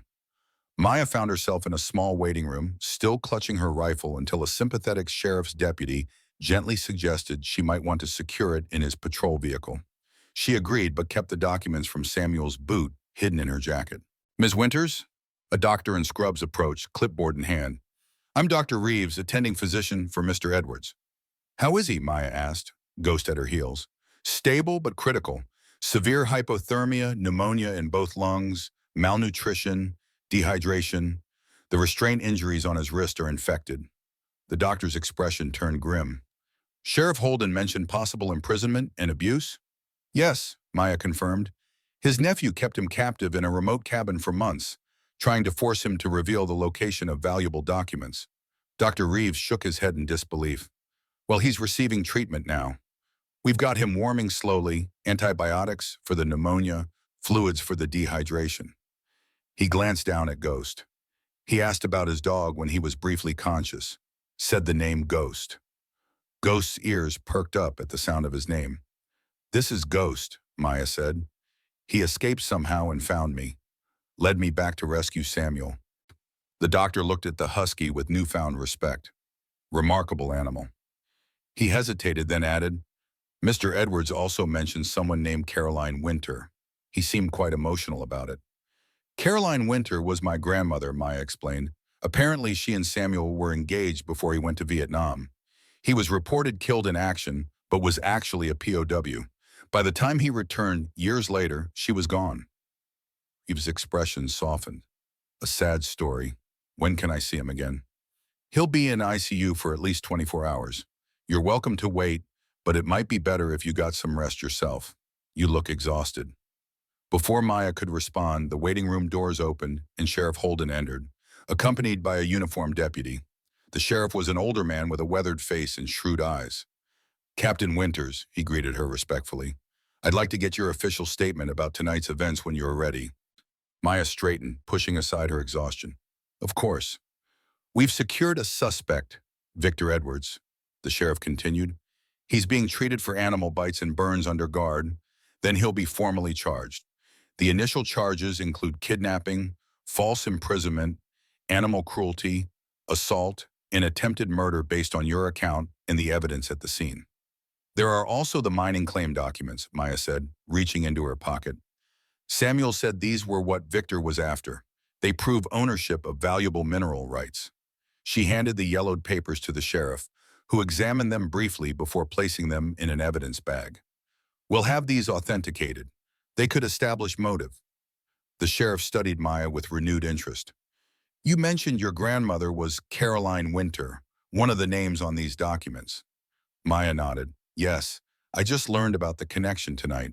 Samuel and my grandmother apparently owned the claim jointly before he went to Vietnam in 1968. The sheriff's eyebrows rose. Sam Edwards. I thought the name sounded familiar. There was quite a story about him back in the day. Declared dead in Vietnam, then turned up alive years later. By then, his fiancée had left town. Fiancée? Maya repeated, the word landing like a physical impact.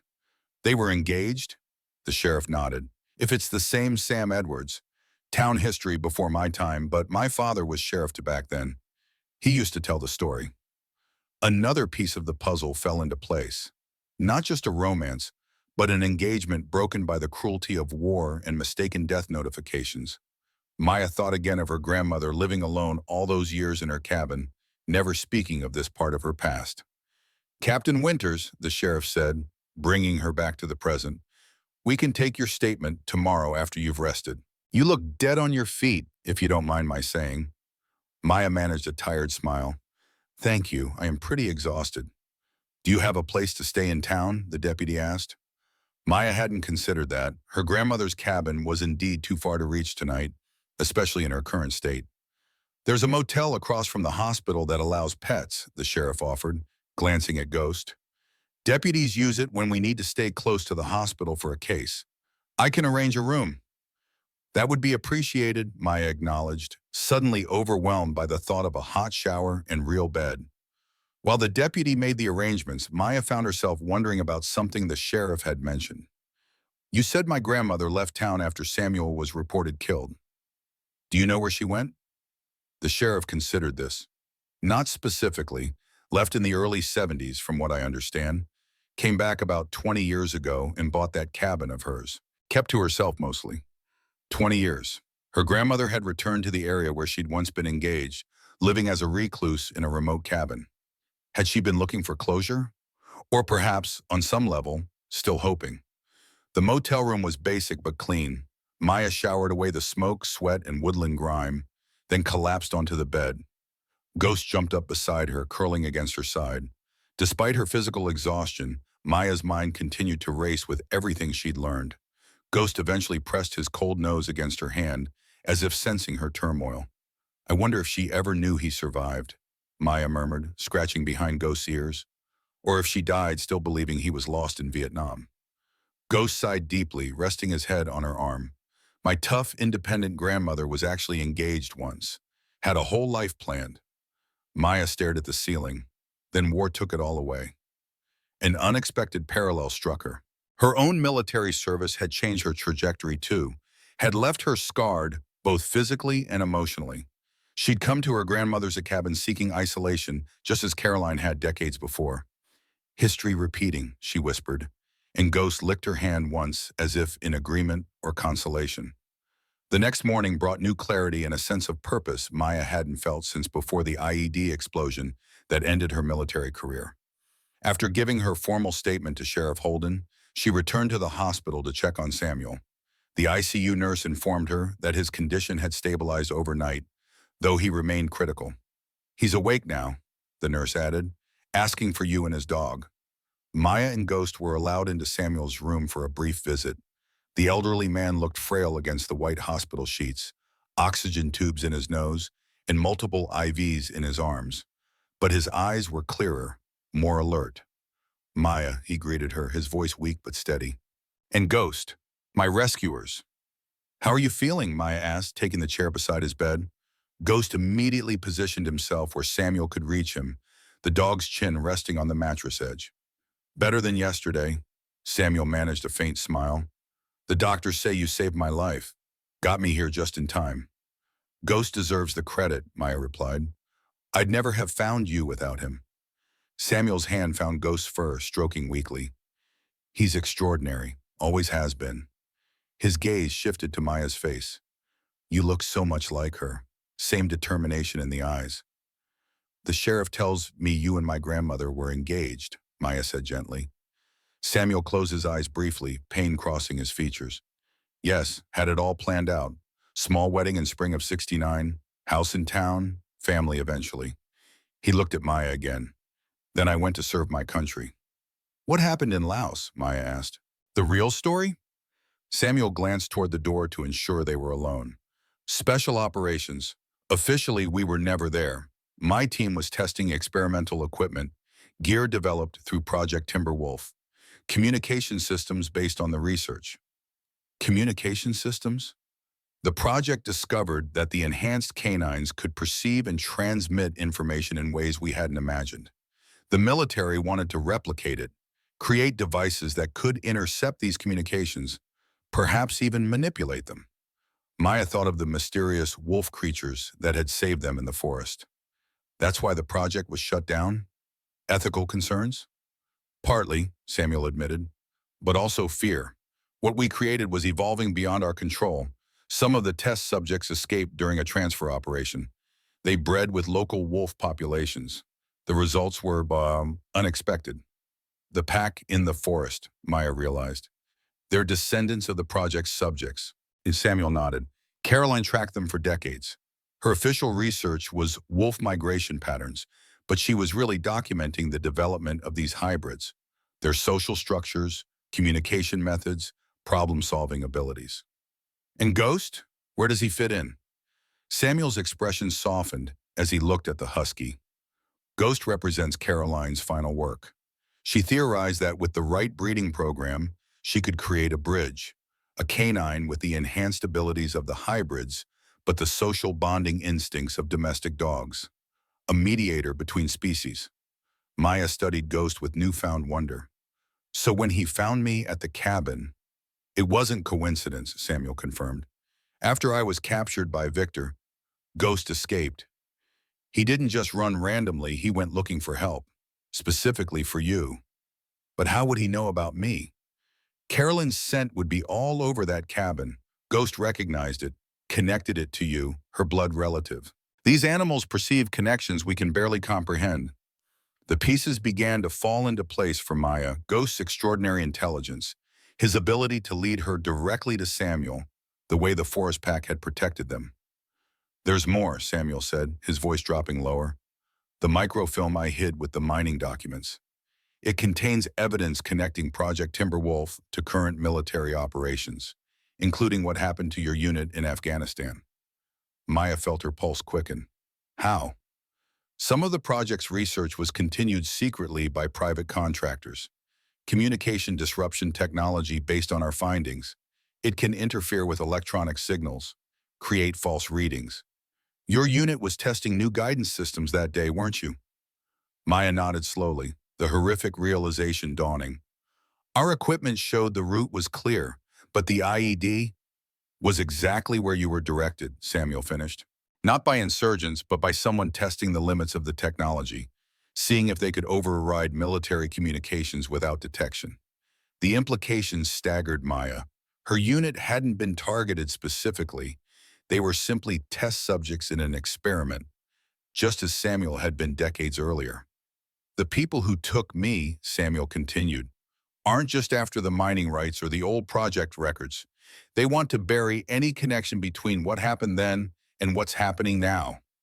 Vertec Mining is a shell company for defense contractors developing the next generation of these technologies." Before Maya could process this, Ghost suddenly tensed, ears forward, attention fixed on the door. A moment later, a nurse entered with medication for Samuel. "Sorry to interrupt," she said cheerfully, "but it's time for Mr. Edwards' antibiotics." Maya noticed Ghost's continued alertness, his eyes tracking the nurse's every movement. Something wasn't right. "I don't recognize you," Maya said carefully. "Are you new on this floor?" The nurse's smile remained fixed as she prepared a syringe. "Just filling in today. Short-staffed, you know."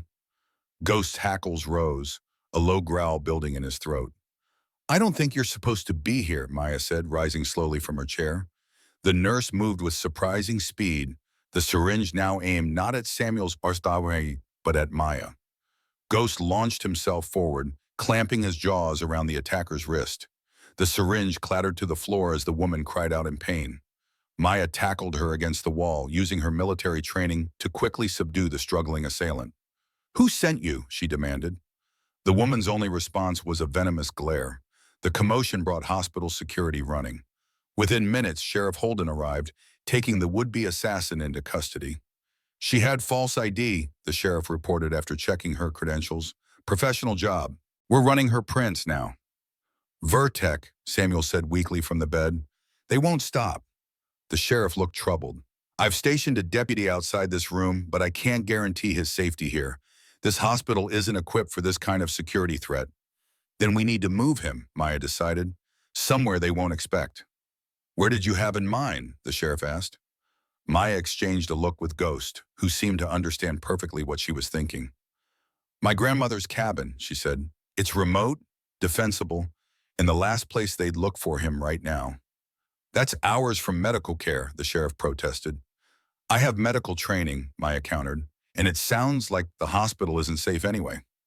After consulting with Dr. Reeves, a plan was formed. Samuel would be officially transferred to a facility in Bozeman, but the ambulance would actually take him to Maya's cabin once his condition stabilized enough for travel.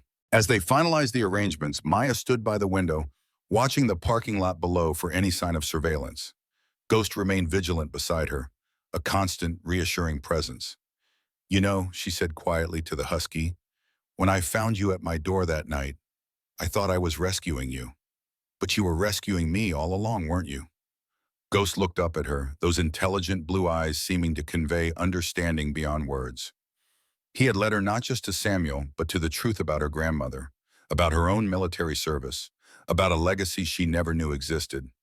For the first time since the explosion in Afghanistan, Maya felt a sense of purpose beyond survival. There were answers to find, justice to pursue, and a remarkable inheritance to protect. Not just mining rights, but the extraordinary beings her grandmother had helped create. The forest surrounding Caroline's cabin held secrets that had been buried for decades. Maya intended to uncover them all, with Ghost as her guide. As if reading her thoughts, Ghost pressed against her leg, his posture conveying unmistakable determination. Whatever came next, they would face it together. The buried secrets were finally coming to light. 3 days after the attempted assassination at Missoula General Hospital, Maya guided her truck along the snow-covered forest road leading to her grandmother's cabin. Beside her, Ghost maintained his vigilant watch through the passenger window, occasionally whining softly when they passed certain landmarks in the wilderness. In the back seat, Samuel Edwards dozed fitfully, bundled beneath thermal blankets, his breath fogging the windows. "Almost there," Maya said, glancing at her passengers in the rearview mirror. Sheriff Holden followed in his patrol vehicle, leading a small convoy that included an unmarked van containing medical equipment and supplies. Dr. Reeves had insisted on accompanying them, unwilling to release Samuel into Maya's care without proper medical support. The sheriff had been instrumental in arranging the covert relocation. Official records showed Samuel Edwards transferred to a facility in Bozeman, while in reality he was being moved to the last place Vertec would look, the very cabin where Ghost had first appeared on Maya's doorstep. As they approached the cabin, Maya tensed, scanning for any signs of intrusion or surveillance. The property appeared untouched, exactly as she had left it days earlier, though fresh animal tracks circled the perimeter, larger than typical wolf prints. They'd been watching the cabin, Maya realized, noting how the tracks never approached closer than 50 yards, as if respecting an invisible boundary. The convoy parked in the small clearing beside the cabin. Maya helped Samuel inside while the sheriff and Dr. Reeves unloaded essential medical equipment, oxygen concentrator, IV stands, monitoring devices, and medications. Ghost moved through the cabin with purpose, inspecting each room before settling near the wood stove, his posture alert but not alarmed. "It's safe," Maya concluded, watching the dog's behavior. Within an hour, they had transformed the main room into a makeshift recovery ward. Samuel rested on a hospital bed borrowed from the Missoula Medical Depot, connected to monitors that tracked his vital signs. Dr. Reeves checked his patient one final time before preparing to leave. "His condition is stabilizing, but he's still weak," the doctor told Maya. "The antibiotics are fighting the pneumonia, but his recovery will be slow. He needs rest, warmth, proper nutrition, and his medications on schedule." Maya nodded, mentally cataloging the care instructions. "I was a combat medic before officer training. I know what to watch for." "I'll check back in 3 days, Doctor," Reeves promised, handing her a satellite phone. "Call immediately if his condition worsens." After the doctor departed, Sheriff Holden lingered, his weathered face grave with concern. "You sure about this, Captain? Vertec has resources, professional operatives. You're isolated out here." "That's the point," Maya replied, checking the ammunition in her rifle. "I'd rather face them here on ground I know than in town where civilians could get hurt." The sheriff nodded reluctantly. "I've stationed deputies on the main access roads, but they can't patrol the entire forest. And officially, I can't acknowledge I know where you are." "Understood."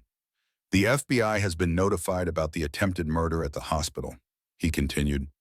"They're sending someone from their Helena field office to interview Edwards about the Vertec connection. Should be here tomorrow or the next day, weather permitting." "Good," Maya said, though uncertainty nagged at her. Who could they truly trust with information this sensitive? After the sheriff departed, Maya secured the cabin, checking sight lines, setting simple alarms on approaches, arranging weapons within easy reach. Her ranger training transformed the homey cabin into a defensible position. As evening approached, Samuel awakened, more lucid than he had been since his rescue. He watched Maya's preparations with knowing eyes. "You've done this before," he observed, his voice stronger than it had been in the hospital. "Defensive positions were my specialty in Afghanistan," she replied, setting a kettle on the wood stove. "Tea? Please." Samuel adjusted himself higher against the pillows. "Have you examined the microfilm yet?" Maya shook her head. "The sheriff has the mining documents as evidence against Victor, but I kept the microfilm. Haven't had a chance to look at it properly." From her pack, Maya retrieved the plastic sleeve containing several small microfilm slides. She hesitated, then handed them to Samuel. "You should see them first," she said. "You've protected them all these years." Samuel held the films carefully, as if weighing a burden he'd carried for decades. "I need a viewer." Maya searched through her grandmother's belongings until she found an old microfilm reader tucked away in a storage chest. Further evidence of Caroline's connection to Samuel's past. She set it up on the table beside Samuel's bed. The first slide contained military documents stamped with security classifications that should have expired decades ago. Project Timberwolf appeared prominently in the headers, alongside technical specifications for canine subjects, genetic modifications, and behavioral conditioning protocols. They were trying to create the perfect military working dog, Samuel explained as they examined the documents. Enhanced senses, increased intelligence, improved communication with handlers. But something unexpected happened during the program. The next slide showed research notes in Caroline's precise handwriting. Subjects 7-12 demonstrating unprecedented neural development. EEG patterns suggest language processing capabilities beyond any known canid species. Recommended immediate protocol revision to address ethical implications. She recognized they'd created something more than animals, Maya said quietly. Samuel nodded. The military wanted weapons. Caroline saw sentient beings worthy of protection. He advanced to the next slide. This is what got me sent to Laos. The document detailed Operation Whisperer, a classified mission to test communication disruption technology based on Project Timberwolf research. The technology could intercept and manipulate electronic signals, creating false readings on enemy equipment. Samuel had been part of a special operations team deployed to test the system's combat effectiveness. We were captured during the operation, Samuel said, his voice distant with memory. The technology failed catastrophically, attracted enemy attention instead of diverting it. 3 of my team died immediately. 2 more in the prison camp. I was the only survivor. But you were reported killed in action, Maya said, the pieces finally connecting. That was deliberate, Samuel revealed, his voice hardening. The government needed me to disappear. I'd seen too much. The illegal operations in Laos, the experimentation on soldiers without consent, the catastrophic failures they were trying to cover up. Maya stared at him, processing this revelation. They deliberately falsified your death? When I escaped the prison camp and made it to a U.S. embassy in Thailand, I was debriefed by men who weren't regular military, Samuel explained. They made it clear I had a choice, remain officially dead and accept a generous pension under a new identity, or risk becoming actually dead. They couldn't risk what I knew becoming public. Twist 4, Samuel's voice dropped lower. The records in these films prove it. My death notification wasn't a mistake. It was policy. They deliberately kept me from contacting Caroline or anyone from my past life. They wanted to erase every connection to Project Timberwolf and the Laos operation. Maya felt her hands tighten into fists. The government had deliberately separated her grandmother, from the man she loved, manufacturing a tragedy to protect classified secrets. The personal cost meant nothing to them. So you made your own insurance policy, Maya realized. These documents, plus what I knew about classified operations in Laos, I made copies, arranged for their release if anything happened to me. Samuel's eyes met hers. They left me alone after that, until recently. What changed? New administration, new military priorities. Someone connected the dots between Operation Whisperer and modern signal disruption technologies being developed for drone warfare and autonomous weapon systems. Samuel gestured to the next slide, including what happened to your unit in Afghanistan. The microfilm showed technical specifications for a field frequency disruptor that could manipulate guidance systems and communications, creating false readings or directing targets to specific locations. The document was dated 2 months before Maya's unit was hit by the IED. We were test subjects, Maya whispered, the devastating truth settling over her like a physical weight. They deliberately sent us into that kill zone to test their technology. Just like my team in Laos, Samuel confirmed grimly, history repeating itself. Ghost whined softly from his position near the wood stove, as if understanding the gravity of their discovery. But the mining claim documents are what caught Victor's attention initially, Samuel continued, advancing the microfilm. Look at these geological surveys. The images reveal topographical surveys of the mining claim property, showing not just gold deposits but extensive rare earth elements, neodymium, dysprosium, yttrium, critical components for advanced weapon systems and communications technology. Climax 2. These aren't just valuable minerals, Maya realized, studying the surveys more closely. These are strategic resources, critical for next-generation military technology. The Defense Department has been trying to secure domestic sources for years to reduce dependence on foreign suppliers. Samuel nodded. The land where Project Timberwolf operated contains minerals vital to the very technologies that evolved from the project. The gold was just a cover story. What they really want is the rare earth elements, worth billions and strategically crucial. That's why Vertec is so determined, Maya said, the bigger picture emerging. They're not just a mining company, are they? Defense contractor, Samuel confirmed. One of their subsidiaries manufactures communication systems for military applications, the same technology that evolved from Project Timberwolf. They need those minerals, and they need to bury the connection to the original project. Maya stared at the geological surveys, understanding the true stakes now. My grandmother knew, didn't she? That's why she bought this cabin. Why she continued her research here. Carolyn was brilliant, Samuel said, pride warming his voice. She figured it out decades ago. The minerals, the connection to the project, everything. It's why she returned to this area and purchased this particular cabin to monitor both the wolf hybrids and protect the land. And the pack in the forest, the ones that saved us, descendants of the original experimental subjects that escaped during the project's hasty shutdown. They've been breeding in these mountains for generations, creating their own society hidden from human interference. Samuel looked toward Ghost. Caroline studied them for years, documented their development. Eventually, she established a careful breeding program with the goal of creating a bridge between species. Ghost, Maya said, understanding dawning. The culmination of her life's work, Samuel confirmed. But he's more than just a boss with enhanced intelligence. Ghost is a true hybrid, part domestic dog, part the enhanced wolf species your grandmother studied. Twist 6, Samuel's voice took on a tone of wonder. Caroline discovered that a rare subspecies of Arctic wolf in this region had undergone genetic mutation after exposure to the original test subjects. They developed extraordinary cognitive abilities, communication skills beyond any known canid species. Ghost is the result of careful breeding between these wolves and specially selected dogs.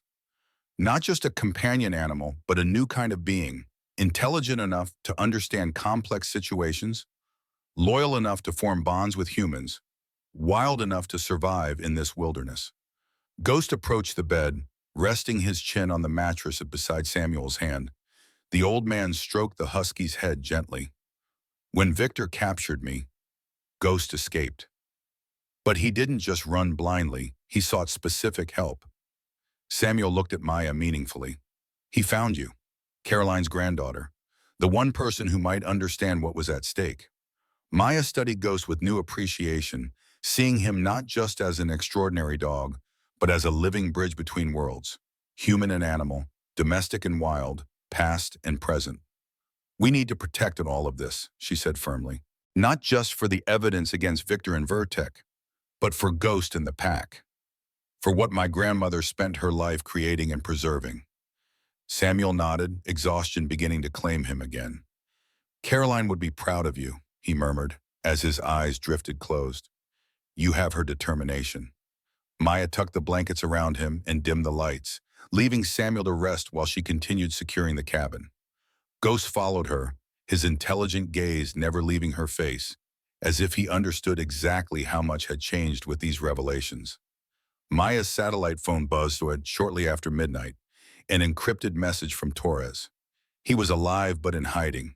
His research into their unit's mission had attracted dangerous attention. He was making his way to Montana and needed a secure location to meet. Maya hesitated only briefly before sending coordinates for a rendezvous point 3 miles from the cabin, close enough to reach relatively quickly, far enough to maintain the cabin's security if the meeting proved to be a trap. Dawn brought clearing skies and a stillness that seemed to hold the forest in suspense. Maya checked Samuel's vital signs, relieved to find his fever reduced and breathing easier. The antibiotics were working, though recovery would still take time. As she prepared breakfast, a distinctive whine from Ghost drew her attention. The husky stood at the window facing south, his posture alert but not alarmed. "What is it, boy?" Maya asked, moving beside him. Through the trees, she caught a glimpse of movement, a large, wolf-like figure observing the cabin from just within the forest's edge. Not quite wolf, not quite dog, with a distinctive silver-gray coat and unusual proportions. The creature made no attempt to hide its presence, meeting Maya's gaze directly before melting back into the trees. "They're watching us," Maya told Samuel when she brought him breakfast. "The pack." "They're curious about you," Samuel replied, "about Ghost's connection to you. They don't typically associate with humans, but they recognize certain individuals as allies." "Like my grandmother?" Carolyn earned their trust over years of respectful observation. They eventually allowed her closer access to their society than any other human. Samuel smiled faintly. "She used to say they weren't just intelligent animals. They were a new form of intelligence evolving alongside our own, learning from human society while maintaining their independence." There was a knock at the door, a distinctive pattern that made Samuel tense. Ghost immediately positioned himself between the door and Samuel's bed, hackles raised. "That's not Torres," Maya said, reaching for her rifle. "No," Samuel agreed, "but I recognize the knock." Before Maya could stop him, Samuel called out, "Enter carefully, we're armed." The door opened slowly to reveal an elderly woman in a crisp business suit, a leather briefcase clutched in her gloved hands. She had to be in her 70s, but her posture was ramrod straight, her silver hair immaculately styled. "Samuel Edwards," she said, her voice carrying the crisp precision of formal legal training. "After all these years." Samuel's face registered shock, then recognition. "Margaret Chen, you're looking well for a dead woman." The woman's mouth twitched in what might have been a smile. "I could say the same about you." Maya kept her rifle trained on the newcomer. "Who are you?" "Margaret Chen, attorney at law," the woman replied without taking her eyes off Samuel. "I was Caroline Winter's legal counsel for over 30 years. Twist 5. And she was my handler when I worked for Army Intelligence," Samuel added. "Also supposedly killed in a helicopter crash in '75, if official records are to be believed." He turned to Maya. "Margaret is the one who helped Caroline track me down 20 years ago, when your grandmother discovered I was still alive." Maya lowered her rifle slightly. "My grandmother knew you were alive." "She suspected it for decades," Margaret said, finally looking at Maya. "She never fully believed the death notification. When certain classified files began to be declassified in the late '90s, she found inconsistencies that confirmed her suspicions. She hired me to investigate quietly." "You found me," Samuel said, "but Caroline never made contact." Margaret's expression softened slightly. "She wanted to, but by then she understood the risks. The people who had buried Project Timberwolf were still in positions of power. She feared that direct contact would endanger you both. So she bought the cabin near where I was living," Samuel realized, continued her research, watched from a distance, "while I maintained a legal framework to protect what she was building," Margaret confirmed. She placed her briefcase on the table, opening it to reveal neatly organized files. Caroline left extensive documentation, contingency plans, and legal instruments that would activate upon certain triggers. "What triggers?" Maya asked. "Your discovery of Ghost was one," Margaret replied. "Samuel's reappearance in official records was another. Victor Edwards' sudden interest in the mining claim was a third." She removed a sealed envelope from the briefcase. "This is Caroline's final letter to you, Samuel. She asked that it be delivered only when all three conditions were met." Samuel took the envelope with trembling hands, his eyes bright with unshed tears. She knew this day would come. "Carolyn Winter was nothing if not thorough in her preparations," Margaret said. "Which brings me to you, Maya. Your grandmother left specific instructions for this situation." From the briefcase, Margaret produced a legal document bound in blue covers. "This is Caroline's last will and testament, the complete version, not the simplified one that transferred ownership of this cabin to you. It contains provisions for the establishment of a land trust, a research foundation, and legal protections for both the mineral rights and the territory inhabited by what Caroline called the descendants." Maya took the document, stunned by this new revelation. "She planned for everything." "She had 20 years to prepare," Margaret replied. "After she confirmed Samuel was alive, She dedicated herself to creating legal safeguards that would outlast her and protect both Samuel and the extraordinary creatures she'd helped create. Ghost had approached Margaret cautiously, sniffing her hand before apparently deciding she posed no threat. The attorney regarded the husky with clear respect. One of Caroline's special ones, she observed. She considered them her greatest achievement. Samuel had opened Caroline's letter, reading silently, tears now flowing freely down his weathered cheeks. She knew, he whispered, all those years, watching from a distance, protecting me, protecting them. Margaret nodded. She loved you until the end, Samuel, but she understood that sometimes love means keeping your distance when proximity would bring danger. Maya felt her own eyes growing damp. The grandmother she had known, stern, private, seemingly detached, had harbored such depths of love and dedication, had sacrificed her own happiness to protect what mattered most. There's more, Margaret continued, turning to Maya. Caroline suspected that Project Timberwolf had modern descendants, research programs building on the original work, but disguised as conventional military technology development. She collected evidence linking several defense contractors, including Vertec, to signal disruption technology being tested in combat zones. Like what happened to my unit in Afghanistan, Maya said. Precisely. Margaret removed a flash drive from her briefcase. This contains Caroline's complete investigation, including financial records tracing Vertec's government contracts, personnel connections to the original project, and technical specifications that demonstrate the evolution of the technology. This is the missing piece, Maya realized. What connects everything, from Project Timberwolf to Samuel's mission in Laos to what happened to my unit? With this evidence, plus Samuel's testimony and the microfilm documentation, we have enough to initiate a Justice Department investigation, Margaret confirmed. But we need to move quickly. Vertec has already deployed considerable resources to contain the situation. Victor's still in custody, right? Maya asked. Margaret's expression tightened. No, he was released yesterday on a technicality, evidence mishandling, apparently. The judge who granted his release has received substantial campaign contributions from Vertec's parent company over the years. He'll come here, Samuel said with certainty, for the microfilm, for me, for all of it. Then we need to be ready, Maya replied, her military training taking over. But first, we need to secure the evidence. If something happens to us, this all needs to come out. Margaret nodded approvingly.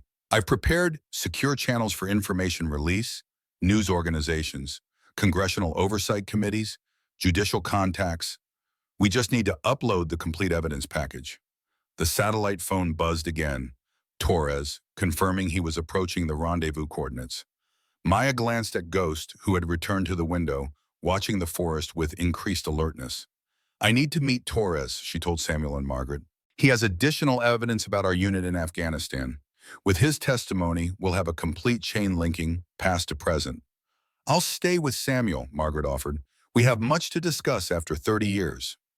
Maya nodded, checking her weapons and communications equipment. Ghost, with me, she directed, and the husky immediately moved to her side, ready for the journey. As they prepared to leave, Samuel called out, Maya. When she turned, he held out Caroline's letter. She wrote about you too. You should read it. Maya took the letter, tucked it into her pocket, and headed out with Ghost into the winter forest. The letter would have to wait. For now, security and evidence collection took priority. The forest stretched silent and pristine around them as Maya and Ghost made their way toward the rendezvous coordinates. Fresh snow crunched beneath her boots, while Ghost moved effortlessly across the surface, occasionally ranging ahead before circling back. Despite the peaceful surroundings, Maya remained vigilant, scanning for any sign of surveillance or ambush. The meeting point was a small clearing beside a frozen stream, open enough to prevent easy ambush, with multiple escape routes through the surrounding trees. Maya arrived early, positioning herself with clear sight lines in all directions, rifle ready but not raised. Ghost suddenly tensed, ears forward, nose testing the air. Before Maya could react, the husky bounded toward a dense thicket of pines to their east. Ghost, Maya called, raising her rifle. The brush parted and Torres emerged, hands raised defensively, as Ghost circled him, sniffing intently. The staff sergeant looked haggard, unshaven, dark circles beneath his eyes. his normally neat appearance replaced by rumpled civilian clothes beneath a heavy parka. "Call off your dog, Winter," Torres said, eyeing Ghost warily. "He's not going to hurt you unless you give him reason," Maya replied, lowering her rifle slightly. "You're alone?" Torres nodded.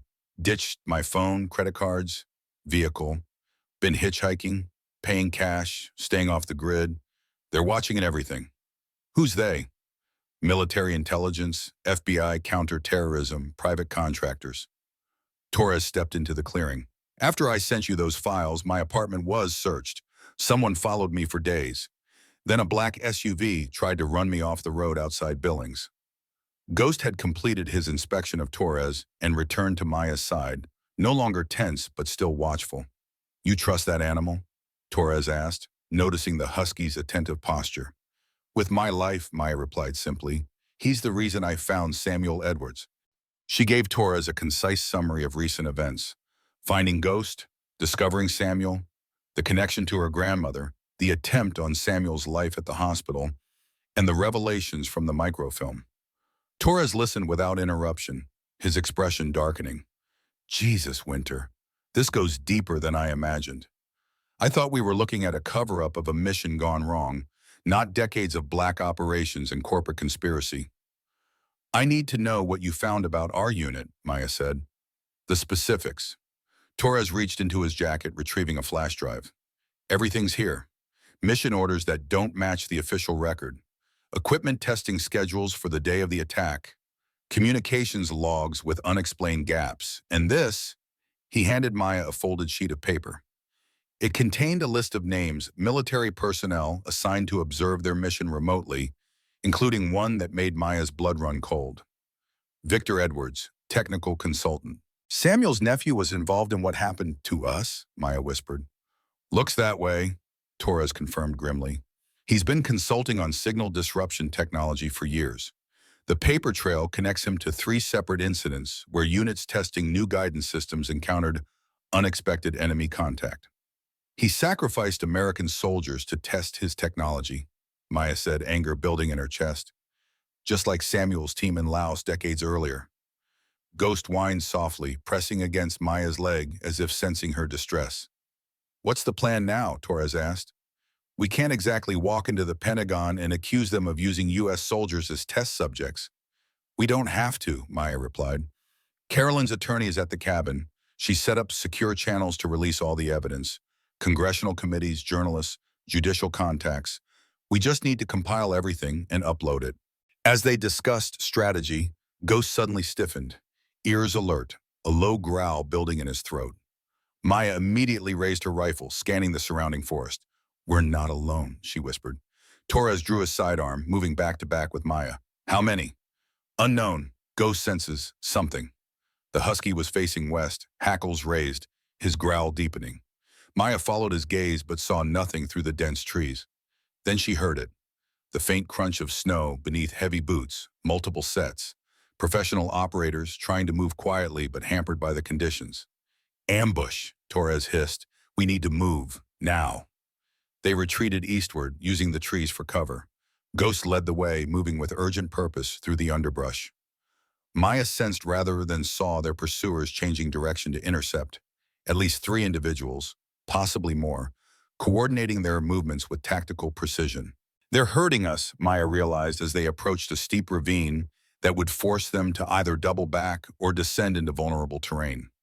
Ghost stopped abruptly, looking back at Maya with what seemed like deliberate intent, then veered sharply north along the ravine edge. Maya and Torres followed, trusting the dog's instincts over their own tactical assessment. 100 yards further, Ghost ducked beneath a fallen pine that bridged a narrow section of the ravine. Beneath it, partially concealed by snow and forest debris, was a small opening, the entrance to what appeared to be an old mine shaft or natural cave. "In here," Maya directed, dropping to her knees to follow Ghost into the opening. Torres hesitated only briefly before joining them. The passageway opened into a larger chamber, not a mine shaft but a natural cave system, dry and surprisingly warm compared to the winter forest outside.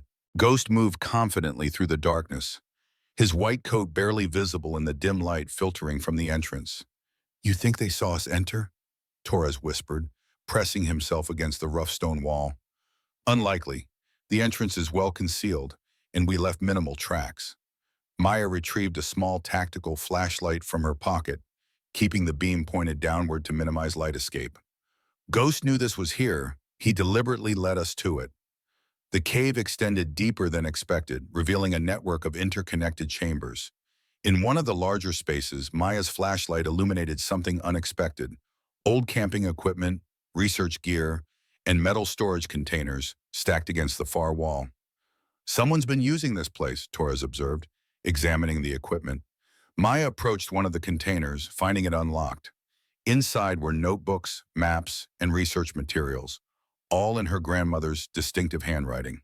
This was Caroline's research station, she realized, a hidden base for observing the forest pack.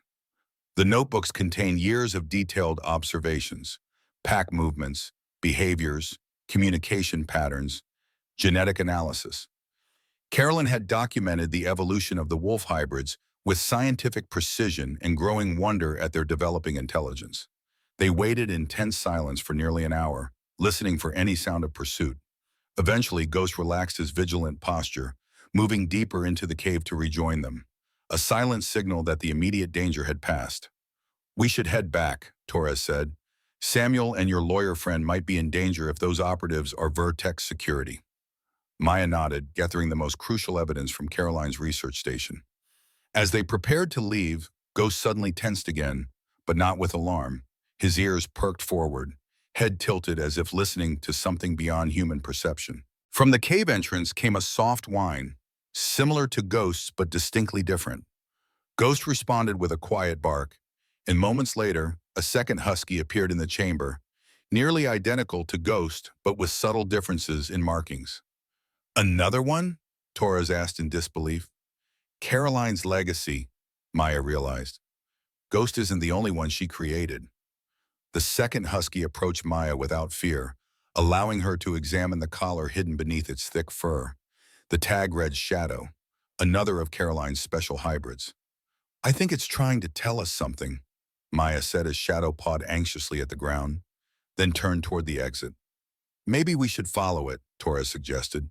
They gathered their equipment and followed the two huskies back through the cave system and out into the forest.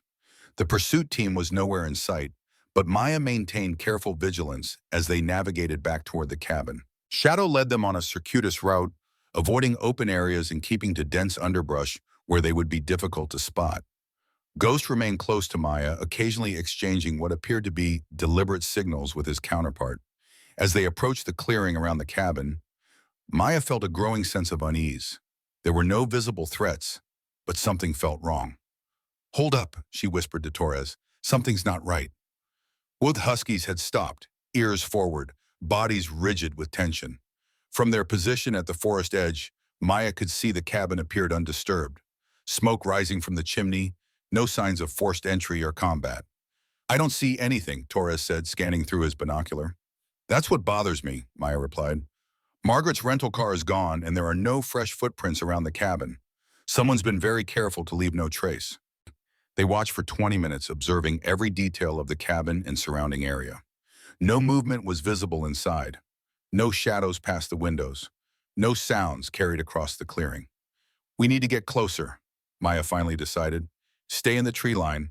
Approach from different directions. I'll take the front. You circle around back." Torres nodded, moving silently through the forest while Maya continued her careful observation. Ghost remained at her side, tense but not growling, a sign that whatever threat existed wasn't immediately present. When she judged Torres had reached position, Maya advanced slowly toward the cabin, using available cover and moving only when the wind would mask any sound. Ghost matched her movements perfectly, demonstrating training far beyond normal canine capabilities. The front door was unlocked, her first concrete indication of trouble. Maya had secured it before leaving. She pushed it open slowly, rifle raised, and entered in a tactical crouch. The main room appeared normal. Wood stove burning, Samuel's medical equipment intact, his bed neatly made but empty. No signs of struggle or forced entry. "Samuel?" Maya called, moving deeper into the cabin. No response. Torres appeared from the rear of the cabin, shaking his head. Clear back there, no sign of anyone. Ghost whined anxiously, moving to Samuel's bed and pawing at the blankets, then to the table where they had examined the microfilm the previous night. The viewer was still there, but the films were gone. They took him, Maya realized, cold dread settling in her stomach.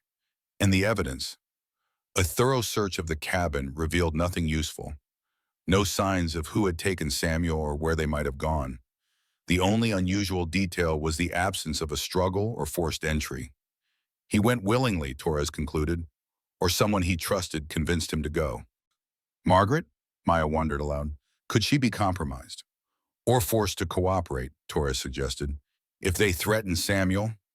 Ghost had continued his investigation of the cabin, nose to the floor, following a trail only he could detect. At the rear door, he stopped, pawing insistently at the frame. Maya examined the area closely and found a small piece of paper wedged into the door crack, a folded note hidden deliberately for someone to find. She opened it carefully, recognizing Samuel's shaky handwriting. Vertec has Margaret. Victor involved. Taking me to site TW7. Caroline's letter explains. Trust Ghost. TW7? Torres asked, reading over her shoulder. Project Timberwolf, Site 7, Maya realized. It must be one of the original research facilities. She pulled Caroline's letter from her pocket, the one Samuel had given her before she left to meet Torres. With trembling hands, she unfolded the delicate paper, reading her grandmother's final message. My dearest Samuel, if you're reading this, then Maya has found Ghost, and you have finally been drawn back into the circle of protection I've tried to create around you all these years. I never stopped loving you. When I learned you were alive, my first instinct was to run to you immediately, but I came to understand that my presence in your life would only endanger you further. The men who buried Project Timberwolf would stop at nothing to keep their secrets hidden, so I watched from a distance, creating what safeguards I could. The wolf hybrids are my life's work, Samuel. They represent what the project should have been. Research that respected the extraordinary beings we helped create, rather than exploiting them. Ghost and his kind are the bridge I built between our world and theirs, proof that cooperation trumps domination. If trouble has found you, as I've always feared it would, there is one last sanctuary. Site TW7, the underground facility where we first realized what we were creating, has been abandoned since 1973. I've maintained it secretly all these years as a final fallback position. The entrance is hidden in the north face of Coleman Ridge, marked with our old sign, 3 vertical lines. The access code remains unchanged, 061968. Inside, you'll find everything needed to expose the truth. Complete records of the project, evidence of the cover-up, and the legal framework to protect the hybrids and their territory. Maya is stronger than she knows, Samuel. She has my determination and your courage. Trust her as I have trusted her with this legacy. With love across all the years we lost, Carolyn. Maya folded the letter carefully, blinking back tears. She created a final sanctuary, she told Torres, a place where all the evidence is preserved. Where is it? Torres asked. Coleman Ridge. It's about 10 miles north of here. Maya turned to Ghost. Can you take us there? Ghost's intelligent eyes met hers, and he barked once. Clear affirmation. We need to move fast, Torres urged. If Victor has Samuel and your lawyer friend, they're in immediate danger. Maya gathered essential supplies, weapons, ammunition, medical kit, communications equipment, food, water. Coleman Ridge is rough terrain, especially in winter. It'll take us at least 5 hours on foot. We don't have that kind of time, Torres said grimly. As if in response, Shadow trotted to the window, pawing at the glass and whining. Maya followed the husky's gaze and saw an extraordinary sight. 3 more wolf hybrids emerging from the forest, larger than Ghost and Shadow, with distinctive silver-gray coats in unusual proportions. The pack, Maya whispered. They're offering help. Torres looked skeptical. How exactly are wild animals going to help us? They're not ordinary animals, Maya replied, watching as Ghost exchanged what appeared to be deliberate signals with the forest creatures. And I think they know a faster way to Coleman Ridge. The journey through the wilderness with the wolf hybrids as guides proved Torres wrong in the most dramatic fashion. The creatures led them along hidden game trails, ancient pathways, and natural features that created a direct route through seemingly impassable terrain. What should have taken 5 hours was accomplished in just under 3. Throughout the journey, Maya marveled at the coordination between Ghost, Shadow, and the wild pack.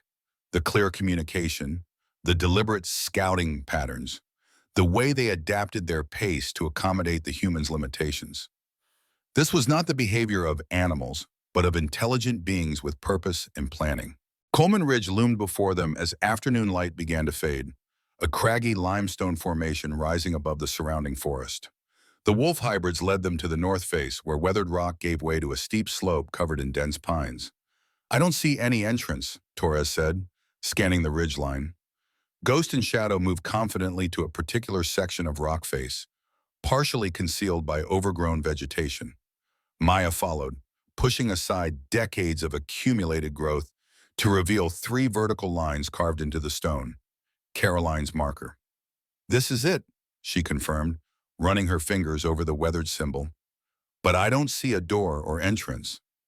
Ghost pawed at a specific section of ground near the rock face. Maya knelt, clearing away snow and forest debris to reveal a metal panel, its surface designed to blend with the surrounding stone. A small keypad was embedded in one corner, the numbers barely visible beneath years of accumulated grime. 061968, Maya recited from Caroline's letter. June 1968, when she and Samuel were engaged. She entered the code carefully. For a moment, nothing happened. Then a faint mechanical hum emanated from within the ridge, and a section of the rock face slid inward, revealing a dark passage. "Military engineering," Torres observed, impressed despite himself. "Built to last." Maya activated her flashlight, illuminating a concrete tunnel leading deep into the ridge. The air that flowed from the opening was surprisingly warm and dry, suggesting functional environmental systems despite decades of abandonment. "Stay alert," she warned Torres. "We don't know what we'll find inside." Ghost took point without hesitation, leading them into the underground facility. Shadow remained outside with the wild pack, standing guard at the entrance. The tunnel extended approximately 50 yards before opening into a larger chamber, filled with what appeared to be decades-old research equipment, computer terminals from the early 70s, laboratory apparatus, monitoring systems long since obsolete. "This is where it all began," Maya said softly. "Project Timberwolf's original research site." Beyond the first chamber lay a network of rooms, laboratories, observation areas, record storage, living quarters. Despite years of disuse, everything was meticulously preserved, as if Caroline had maintained the facility in readiness for this very day. In what appeared to be the main control room, they found something unexpected.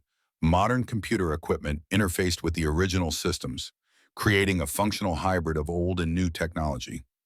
"Your grandmother updated the critical systems," Torres noted, examining the setup, "but kept the original framework intact. Smart. It preserves the historical record while creating usable access to the data." Maya activated the main system, which hummed to life with surprising efficiency. The monitor displayed a simple interface with a message: "Biometric verification required." Below the message was a small scanner plate. "Biometric?" Torres frowned. "That's a problem." "Not necessarily," Maya replied, studying the system. "This was Caroline's sanctuary. She would have programmed it to recognize family." She placed her hand on the scanner plate. The system hummed, a green light passing beneath her palm. After a moment, the screen changed. "Identity confirmed, Winter Maya E. Genetic match to primary user. Welcome, granddaughter." The interface expanded to reveal multiple file directories, security camera feeds, and a facility map. One camera feed immediately caught Maya's attention, a holding area where 2 figures were visible: Samuel and Margaret, both appearing unharmed but clearly confined. "They're here," Maya said, pointing to the feed. "Level 2, Section C." "But where's Victor?" Torres asked, scanning the other feeds. Ghost suddenly growled, his attention fixed on another monitor showing the facility entrance. The external camera revealed Shadow and the pack retreating into the forest as a group of armed men approached the open doorway. "Victor found us," Maya realized, "or tracked Samuel here." The security feed showed 8 men in tactical gear, led by Victor Edwards. They moved with military precision, sweeping the entrance before proceeding into the facility. We're outnumbered, Torres observed grimly. But we have home field advantage, Maya countered, studying the facility map. Caroline would have built in security measures. She navigated through the system menus, finding a section labeled Defensive Protocols. The options were extensive: section seals, gas deployment, communication disruption, lighting control. We need to reach Samuel and Margaret before securing the facility, Maya decided. If we trigger full lockdown now, we might trap ourselves away from them. They formulated a quick plan. Using the facility's layout to their advantage, they would proceed to level 2 via maintenance shafts while deploying limited security measures to slow Victor's team. Ghost, stay close, Maya instructed as they gathered their equipment. The Husky's posture conveyed complete understanding: alert, focused, ready. Maya activated selective security protocols, sealing certain corridors, disabling elevators, creating a prescribed path that would funnel Victor's team into less critical areas, while she and Torres took a more direct route to the holding cells. The maintenance shaft was narrow but navigable, descending steeply to level 2. They emerged near Section C, carefully checking for hostiles before proceeding. Ghost led the way, his enhanced senses alert for any threat. The holding area was minimally secured, a simple electronic lock that Torres bypassed with surprising ease. Standard government issue, he explained with a shrug. Some skills you don't forget. Inside, Samuel and Margaret looked up in surprise as Maya, Torres, and Ghost entered. Both appeared unharmed, though Samuel was clearly exhausted. Maya, he exclaimed with relief, thank God.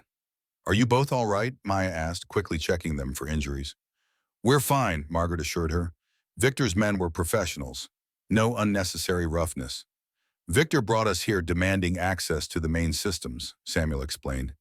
He knows about Caroline's complete archives. When we couldn't provide biometric access, he locked us in here while they searched for another way in. How did he find this place? Torres asked. I let him here, Margaret admitted, her expression grim. They ambushed us at the cabin, threatened Samuel's life. I made a calculated decision to bring them to a location where we might have an advantage. Smart, Maya acknowledged. This facility has defensive capabilities, but we need to move quickly. Victor's team is already inside, working their way down.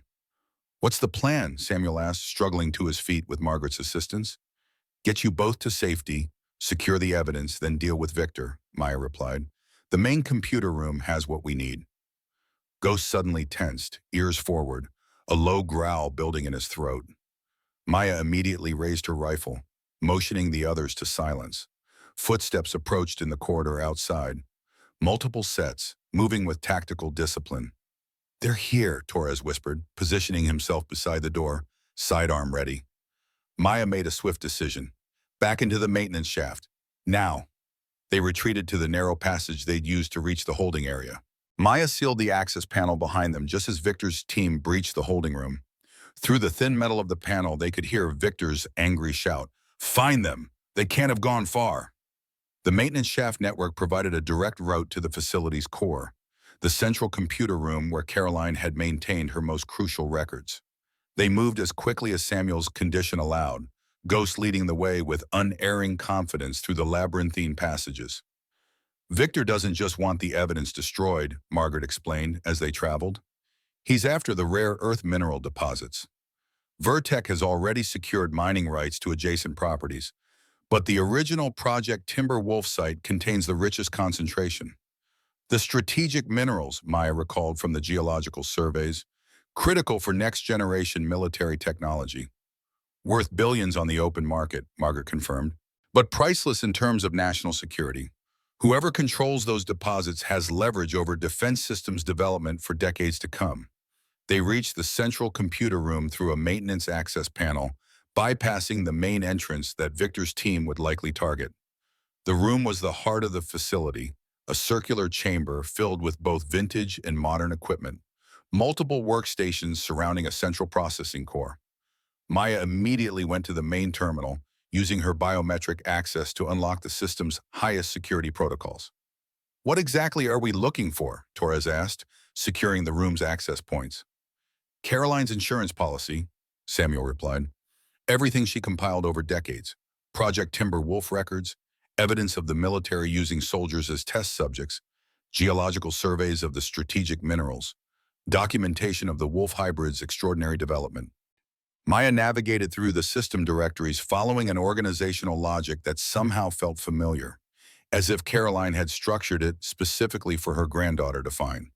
She located a directory labeled Contingency that contained multiple file packages, each with instructions for release to specific recipients: congressional committees, journalists, scientific authorities, legal contacts.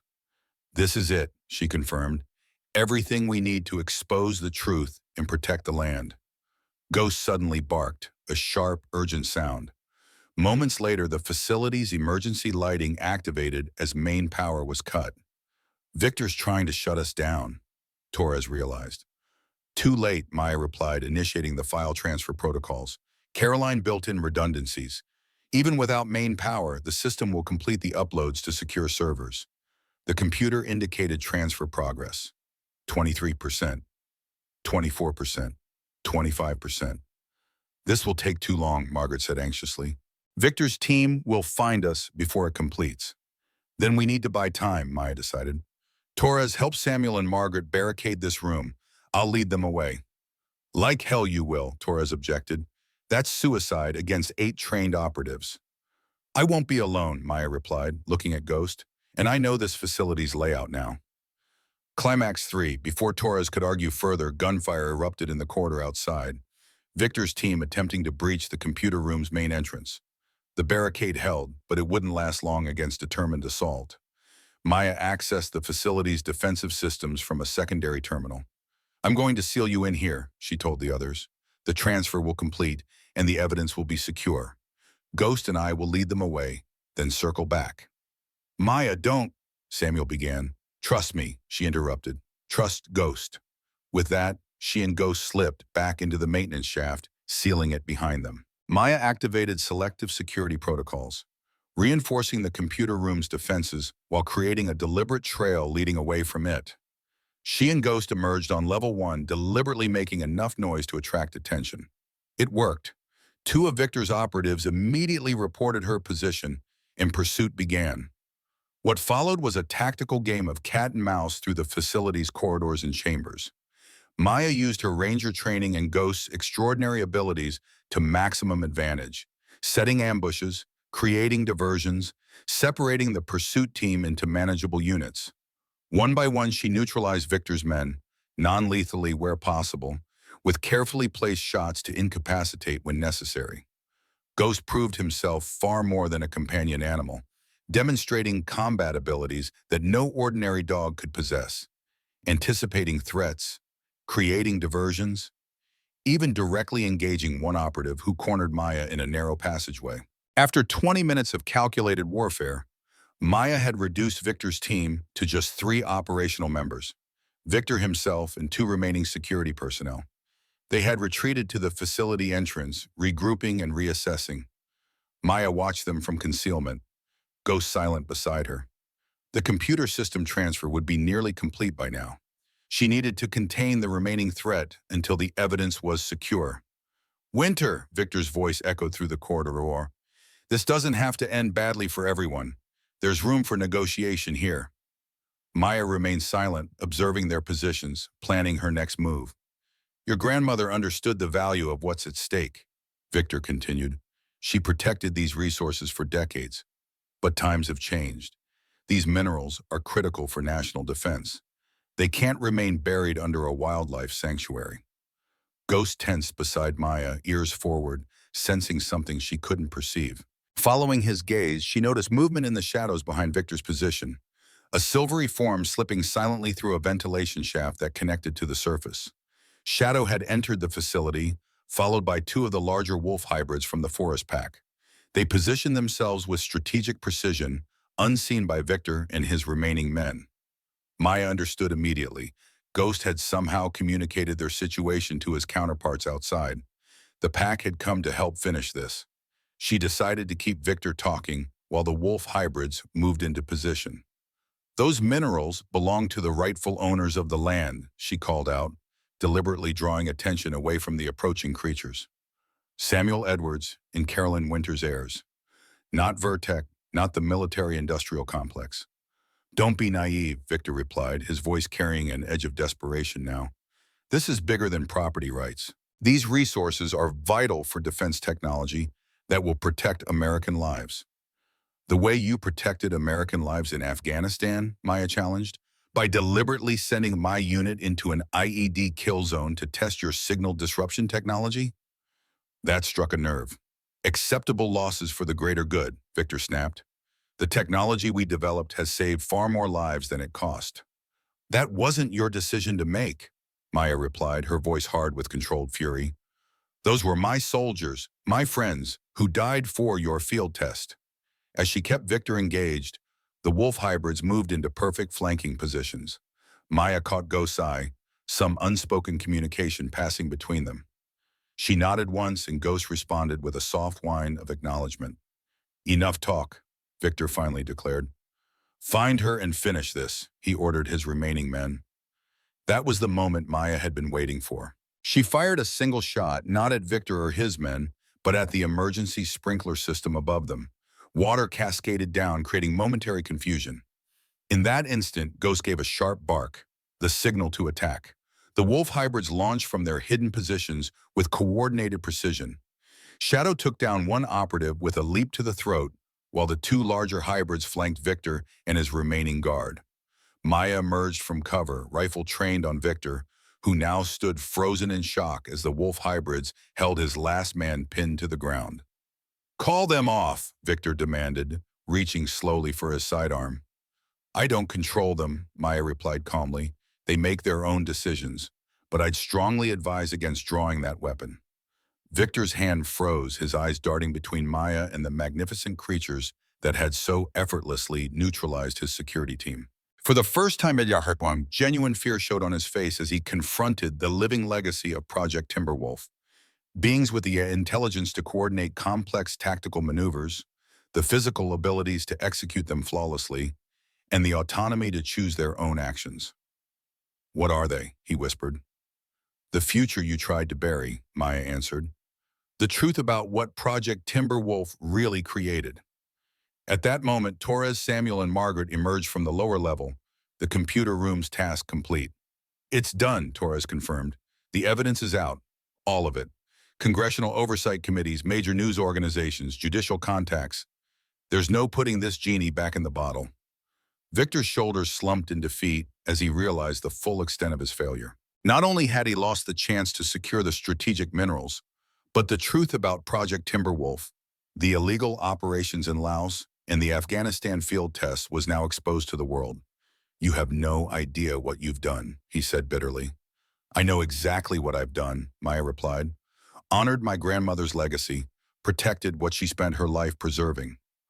Brought justice for Samuel, for my unit, and for these extraordinary beings.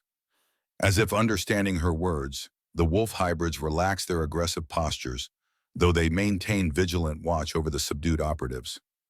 Ghost returned to Maya's side, pressing against her leg with what felt remarkably like pride. She knelt beside him, meeting those intelligent, blue eyes that had changed everything from the moment they'd appeared at her cabin door. Thank you, she said simply, knowing the words were inadequate for what this remarkable being had done. Ghost licked her cheek once. Acknowledgement, acceptance, connection across the boundaries that separated their species. Together they had uncovered the truth, protected Caroline's legacy, and ensured that the extraordinary creatures of the forest would remain free from those who would exploit them. 6 months later, Maya stood on the porch of her grandmother's rebuilt cabin, watching the spring sunrise illuminate the Montana wilderness. The forest was coming alive with new growth, the snow finally receding from all but the highest elevations. So much had changed since that winter confrontation at Site 2BU7.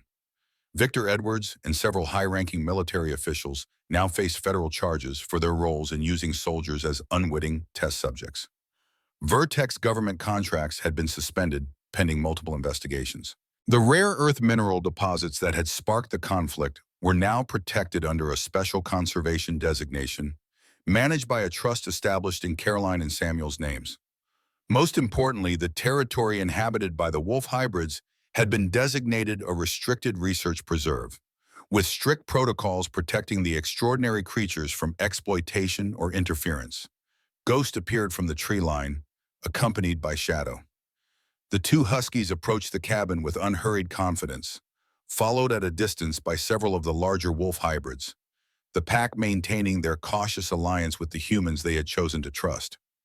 "They're here," Maya called through the open door. Samuel emerged from the cabin, leaning lightly on a cane but otherwise remarkably recovered from his ordeal. 6 months of proper medical care, good nutrition, and freedom had restored much of his strength, though at 83, he would always carry the marks of his imprisonment. "Right on time," he observed with a smile. "They never miss our Wednesday meetings." The meetings had become a regular occurrence. The wolf hybrids would approach the cabin perimeter. Ghost and Shadow would join them for what appeared to be complex information exchange, then return with observations that Samuel meticulously documented. "Margaret called," Maya told him as they watched the huskies interact with their wild counterparts. "The congressional hearing is scheduled for next month. They want both of us to testify." Samuel nodded. "I'll be ready. It's time the full truth was part of the official record." The hearings would be challenging, forcing both of them to relive painful memories while facing skepticism and resistance from powerful interests. But the evidence was irrefutable, and public opinion had shifted dramatically since the initial exposures. Maya's satellite phone buzzed at Torres, calling from Washington where he was consulting with the Justice Department investigators. "Winter," she answered. "What's the latest?" "Defense Department finally declassified the original Project Timberwolf files," Torres reported. "Everything confirms your grandmother's records. They're calling her research decades ahead of its time." She would have appreciated the vindication, Maya said, watching Ghost coordinate what appeared to be a territorial patrol with the pack leaders. After ending the call, Maya joined Samuel at the porch railing. "The university research team arrives tomorrow," she reminded him. "Are we sure about this?" The decision to allow limited scientific access to study the wolf hybrids had been difficult. After decades of secrecy, exposing these extraordinary creatures to outside observation carried risks. But Carolyn's comprehensive records had made clear her ultimate goal: recognition of the hybrids as a new form of intelligence deserving legal protection and scientific understanding. "Carolyn would want this," Samuel said confidently. "Not exploitation, but proper documentation and recognition. These beings deserve to be understood for what they truly are." Ghost and Shadow returned from their conference with the pack, trotting up the porch steps to join their human companions. Despite extensive opportunities to join their wild counterparts permanently, both huskies had chosen to remain with Maya and Samuel, bridges between worlds, exactly as Carolyn had intended. "The Timberwolf Center opens next month," Maya noted, referring to the research and education facility being constructed on the edge of the preserve. "Margaret says the funding is secure for at least 10 years. Climax 4. The Carolyn Winter Center for Veterans and Wildlife Research represented the culmination of everything they had fought to achieve. A facility dedicated to both the extraordinary creatures of the forest and the veterans still suffering from the invisible wounds of war. Using Caroline's research methods and ethical frameworks, the center would advance understanding of cross-species communication while providing therapeutic opportunities for veterans dealing with PTSD and other combat-related trauma. "I wish she could see it," Samuel said softly, his eyes on the distant mountains. "Everything she worked for, coming to fruition." "I think she knew it would," Maya replied. "Her letter, her preparations. She built all this knowing someday it would be needed." The inaugural ceremony for the center was scheduled for the following month, on what would have been Caroline's birthday. Government officials, scientific authorities, and military representatives would gather to formally recognize her contributions and establish the preserve that would protect her legacy. Maya had been asked to deliver the keynote address, a responsibility that both honored and terrified her. How could she possibly convey the extraordinary journey that had brought them to this point? The remarkable woman who had preserved these secrets for decades. The brave man who had endured imprisonment to protect them. The extraordinary beings who had evolved beyond anyone's expectations. "You'll find the words," Samuel assured her, somehow reading her thoughts. "Caroline's determination lives in you." Ghost pressed against Maya's leg, those intelligent blue eyes fixed on her face with what could only be described as understanding. From the moment he had appeared on her doorstep that winter night, this remarkable being had changed everything, helped her confront her past, discover her heritage, and find purpose beyond the trauma of war. Later that evening, as sunset painted the Montana sky in brilliant oranges and purples, Maya sat on the porch with her grandmother's journal open on her lap. She had been rereading Caroline's observations, seeking inspiration for her upcoming address. One passage in particular had caught her attention. The true legacy of Project Timberwolf isn't what the military intended. They sought weapons and tools, beings to be used and controlled. What they created instead were partners and teachers, intelligent creatures who choose cooperation over domination, who demonstrate daily that the boundaries between species are more permeable than we ever imagined. In their society, I glimpse possibilities for our own, a world where intelligence is recognized and respected regardless of its form, where communication transcends the limitations of language, where different kinds of minds find common purpose. Ghost settled beside her chair, his presence a constant comfort. In the distance, the howls of the forest pack rose toward the emerging stars, not quite wolf, not quite dog, but something new and wonderful. A sound of freedom, of wildness tempered by wisdom, of nature finding its own path beyond human manipulation or control. Samuel stepped onto the porch, listening to the chorus with a smile of recognition.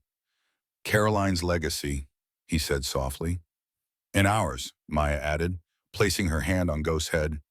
"And theirs," Samuel concluded, gesturing toward the forest where the extraordinary creatures lived their complex lives, unseen but ever present, ghosts of honor in a world that had forgotten the meaning of the word. As darkness settled over the mountains, Maya felt a sense of peace that had eluded her since Afghanistan. The nightmares still came occasionally, but less frequently now. The guilt and grief remained, but were balanced by new purpose and connection. Her grandmother had created something remarkable here, not just the wolf hybrids with their extraordinary abilities, but a legacy of protection, ethical research, and respect for intelligence in all its forms. Maya was now the guardian of that legacy, together with Samuel, Ghost, and all those who had joined their cause. Tomorrow would bring new challenges, congressional hearings, scientific questions, public scrutiny. But tonight, under the vast Montana sky, with Ghost at her side and Samuel nearby, Maya Winter felt ready to face whatever came next. After all, that's what Rangers did. They led the way.